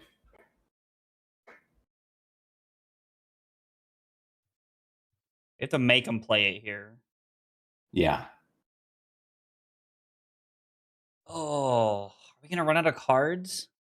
I think so. The Kassai matchup is tough. The Kassai matchup is a tough one. I need work on this. I'm like, it's the sort of matchup where I wonder, man, am I supposed to be playing Blizzards here? I think I actually just made a mistake. I think I was supposed to give the Terrace Under. Why is that? Because when they provoked the attack out of my hand, it gave this go again, and they didn't have to play their Blood Follows Blade. Okay. And so now, oh man, I mean, I don't think it was going to matter technically. No, she had too much go again, pretty consistently. Man, I thought we had that game. It's looking good. That Raise an Army just at the right time. I know. Oh man, that Sucks. They were one turn off. They had a little too much gold. Okay. I know you said 3 hours and we're after, so I'm sorry. We'll wrap up the stream quickly. I promise. Please tell your wife not to hate me. My apologies. No, she'll hate me instead. If that doesn't describe being married, I perfectly fits. So first off, John, thank you so much for being here tonight. I had an absolute blast. I know we only played one game, but I did have a lot of fun tonight. That's Jarl. That's Jarl for it. But thank you for having me. I had a blast too. It was great to be here when you got 135 subs. So now we have to pick your deck. I'm sorry about your Nationals experience. So that is now the thing. We have officially hit 500, and in Discord, so if you're not in my Discord, ! Discord in the chat will get you a link to it. That is where you guys are going to get to vote on the hero that I play. Now, John, I'm going to ask you a question, and I just thought of this on the spot, and I want to know what you think about this. Okay. I have had a couple of people. Rose has gifted like 100 plus subs, and Philip, who just did, has gifted like 150 plus. I'm thinking for everybody that did 50 or more, we throw 5 extra votes onto their vote for what hero they pick in the poll. What do you think that seems fair? I think they've earned it. I also think they deserve it. Yes. I think that makes sense. I completely agree. So in case anybody missed it, John said earlier that he hopes I play Tough Nut. So remember that when you're voting, that great meta call. He thinks he wants me to play Tough Nut. But yeah, if you're not in the Discord, we'd love to have you there. We're gonna put up a poll with all of the heroes so you guys can vote in them. Again, if you are watching and maybe you're here for the first time and you don't know who Lupine Fiasco John is, his channel is in the description. If you are watching this like tomorrow or next week, it's going to be in the title. I meant to put like your name in the title so people could click on it, and I forgot because I was watching TV with Carly. So I will get that fixed after the stream. A question that I ask people when I have them on is for people who are looking to get into Jarl. What is one piece of advice you would give them to like keep their head up and keep pushing forward? I would say that Jarl has a definite learning curve, and the value doesn't translate from other decks. So if you're coming from a KO, a Syndra, something aggressive where you look at a hand and you say, what is the highest number I can get from that? It doesn't translate to Guardian because you're thinking about Channel Lake Frigid, pitch stacking, making it to second cycle. So keep putting in the reps and it will eventually click. But if you're losing games early because your hand's all block 12 and you don't understand how this hero works, just remember the value it's not one-to-one. I love that. I think that's great. You know, we talked about that earlier in the stream, but it makes a lot of sense. Looking for your spots where it makes sense. Mm-hmm. John, again, thank you for being here. Everybody in chat, thank you guys for being here tonight. I greatly appreciate it. No stream tomorrow. I don't know that I'm streaming at all this weekend. My brother's graduating from high school, so I got a lot of stuff going on this weekend. But there is a video tomorrow that I have coming out that is a little bit different. It is more of like it's a heavier edited video. So hopefully you guys like it. If not, then that's fine. I'll just we'll get the bleach out. That's okay. I won't be offended, clearly. Oh, but guys, thanks for being here. Take it easy, and I'll see you guys next week. Bye.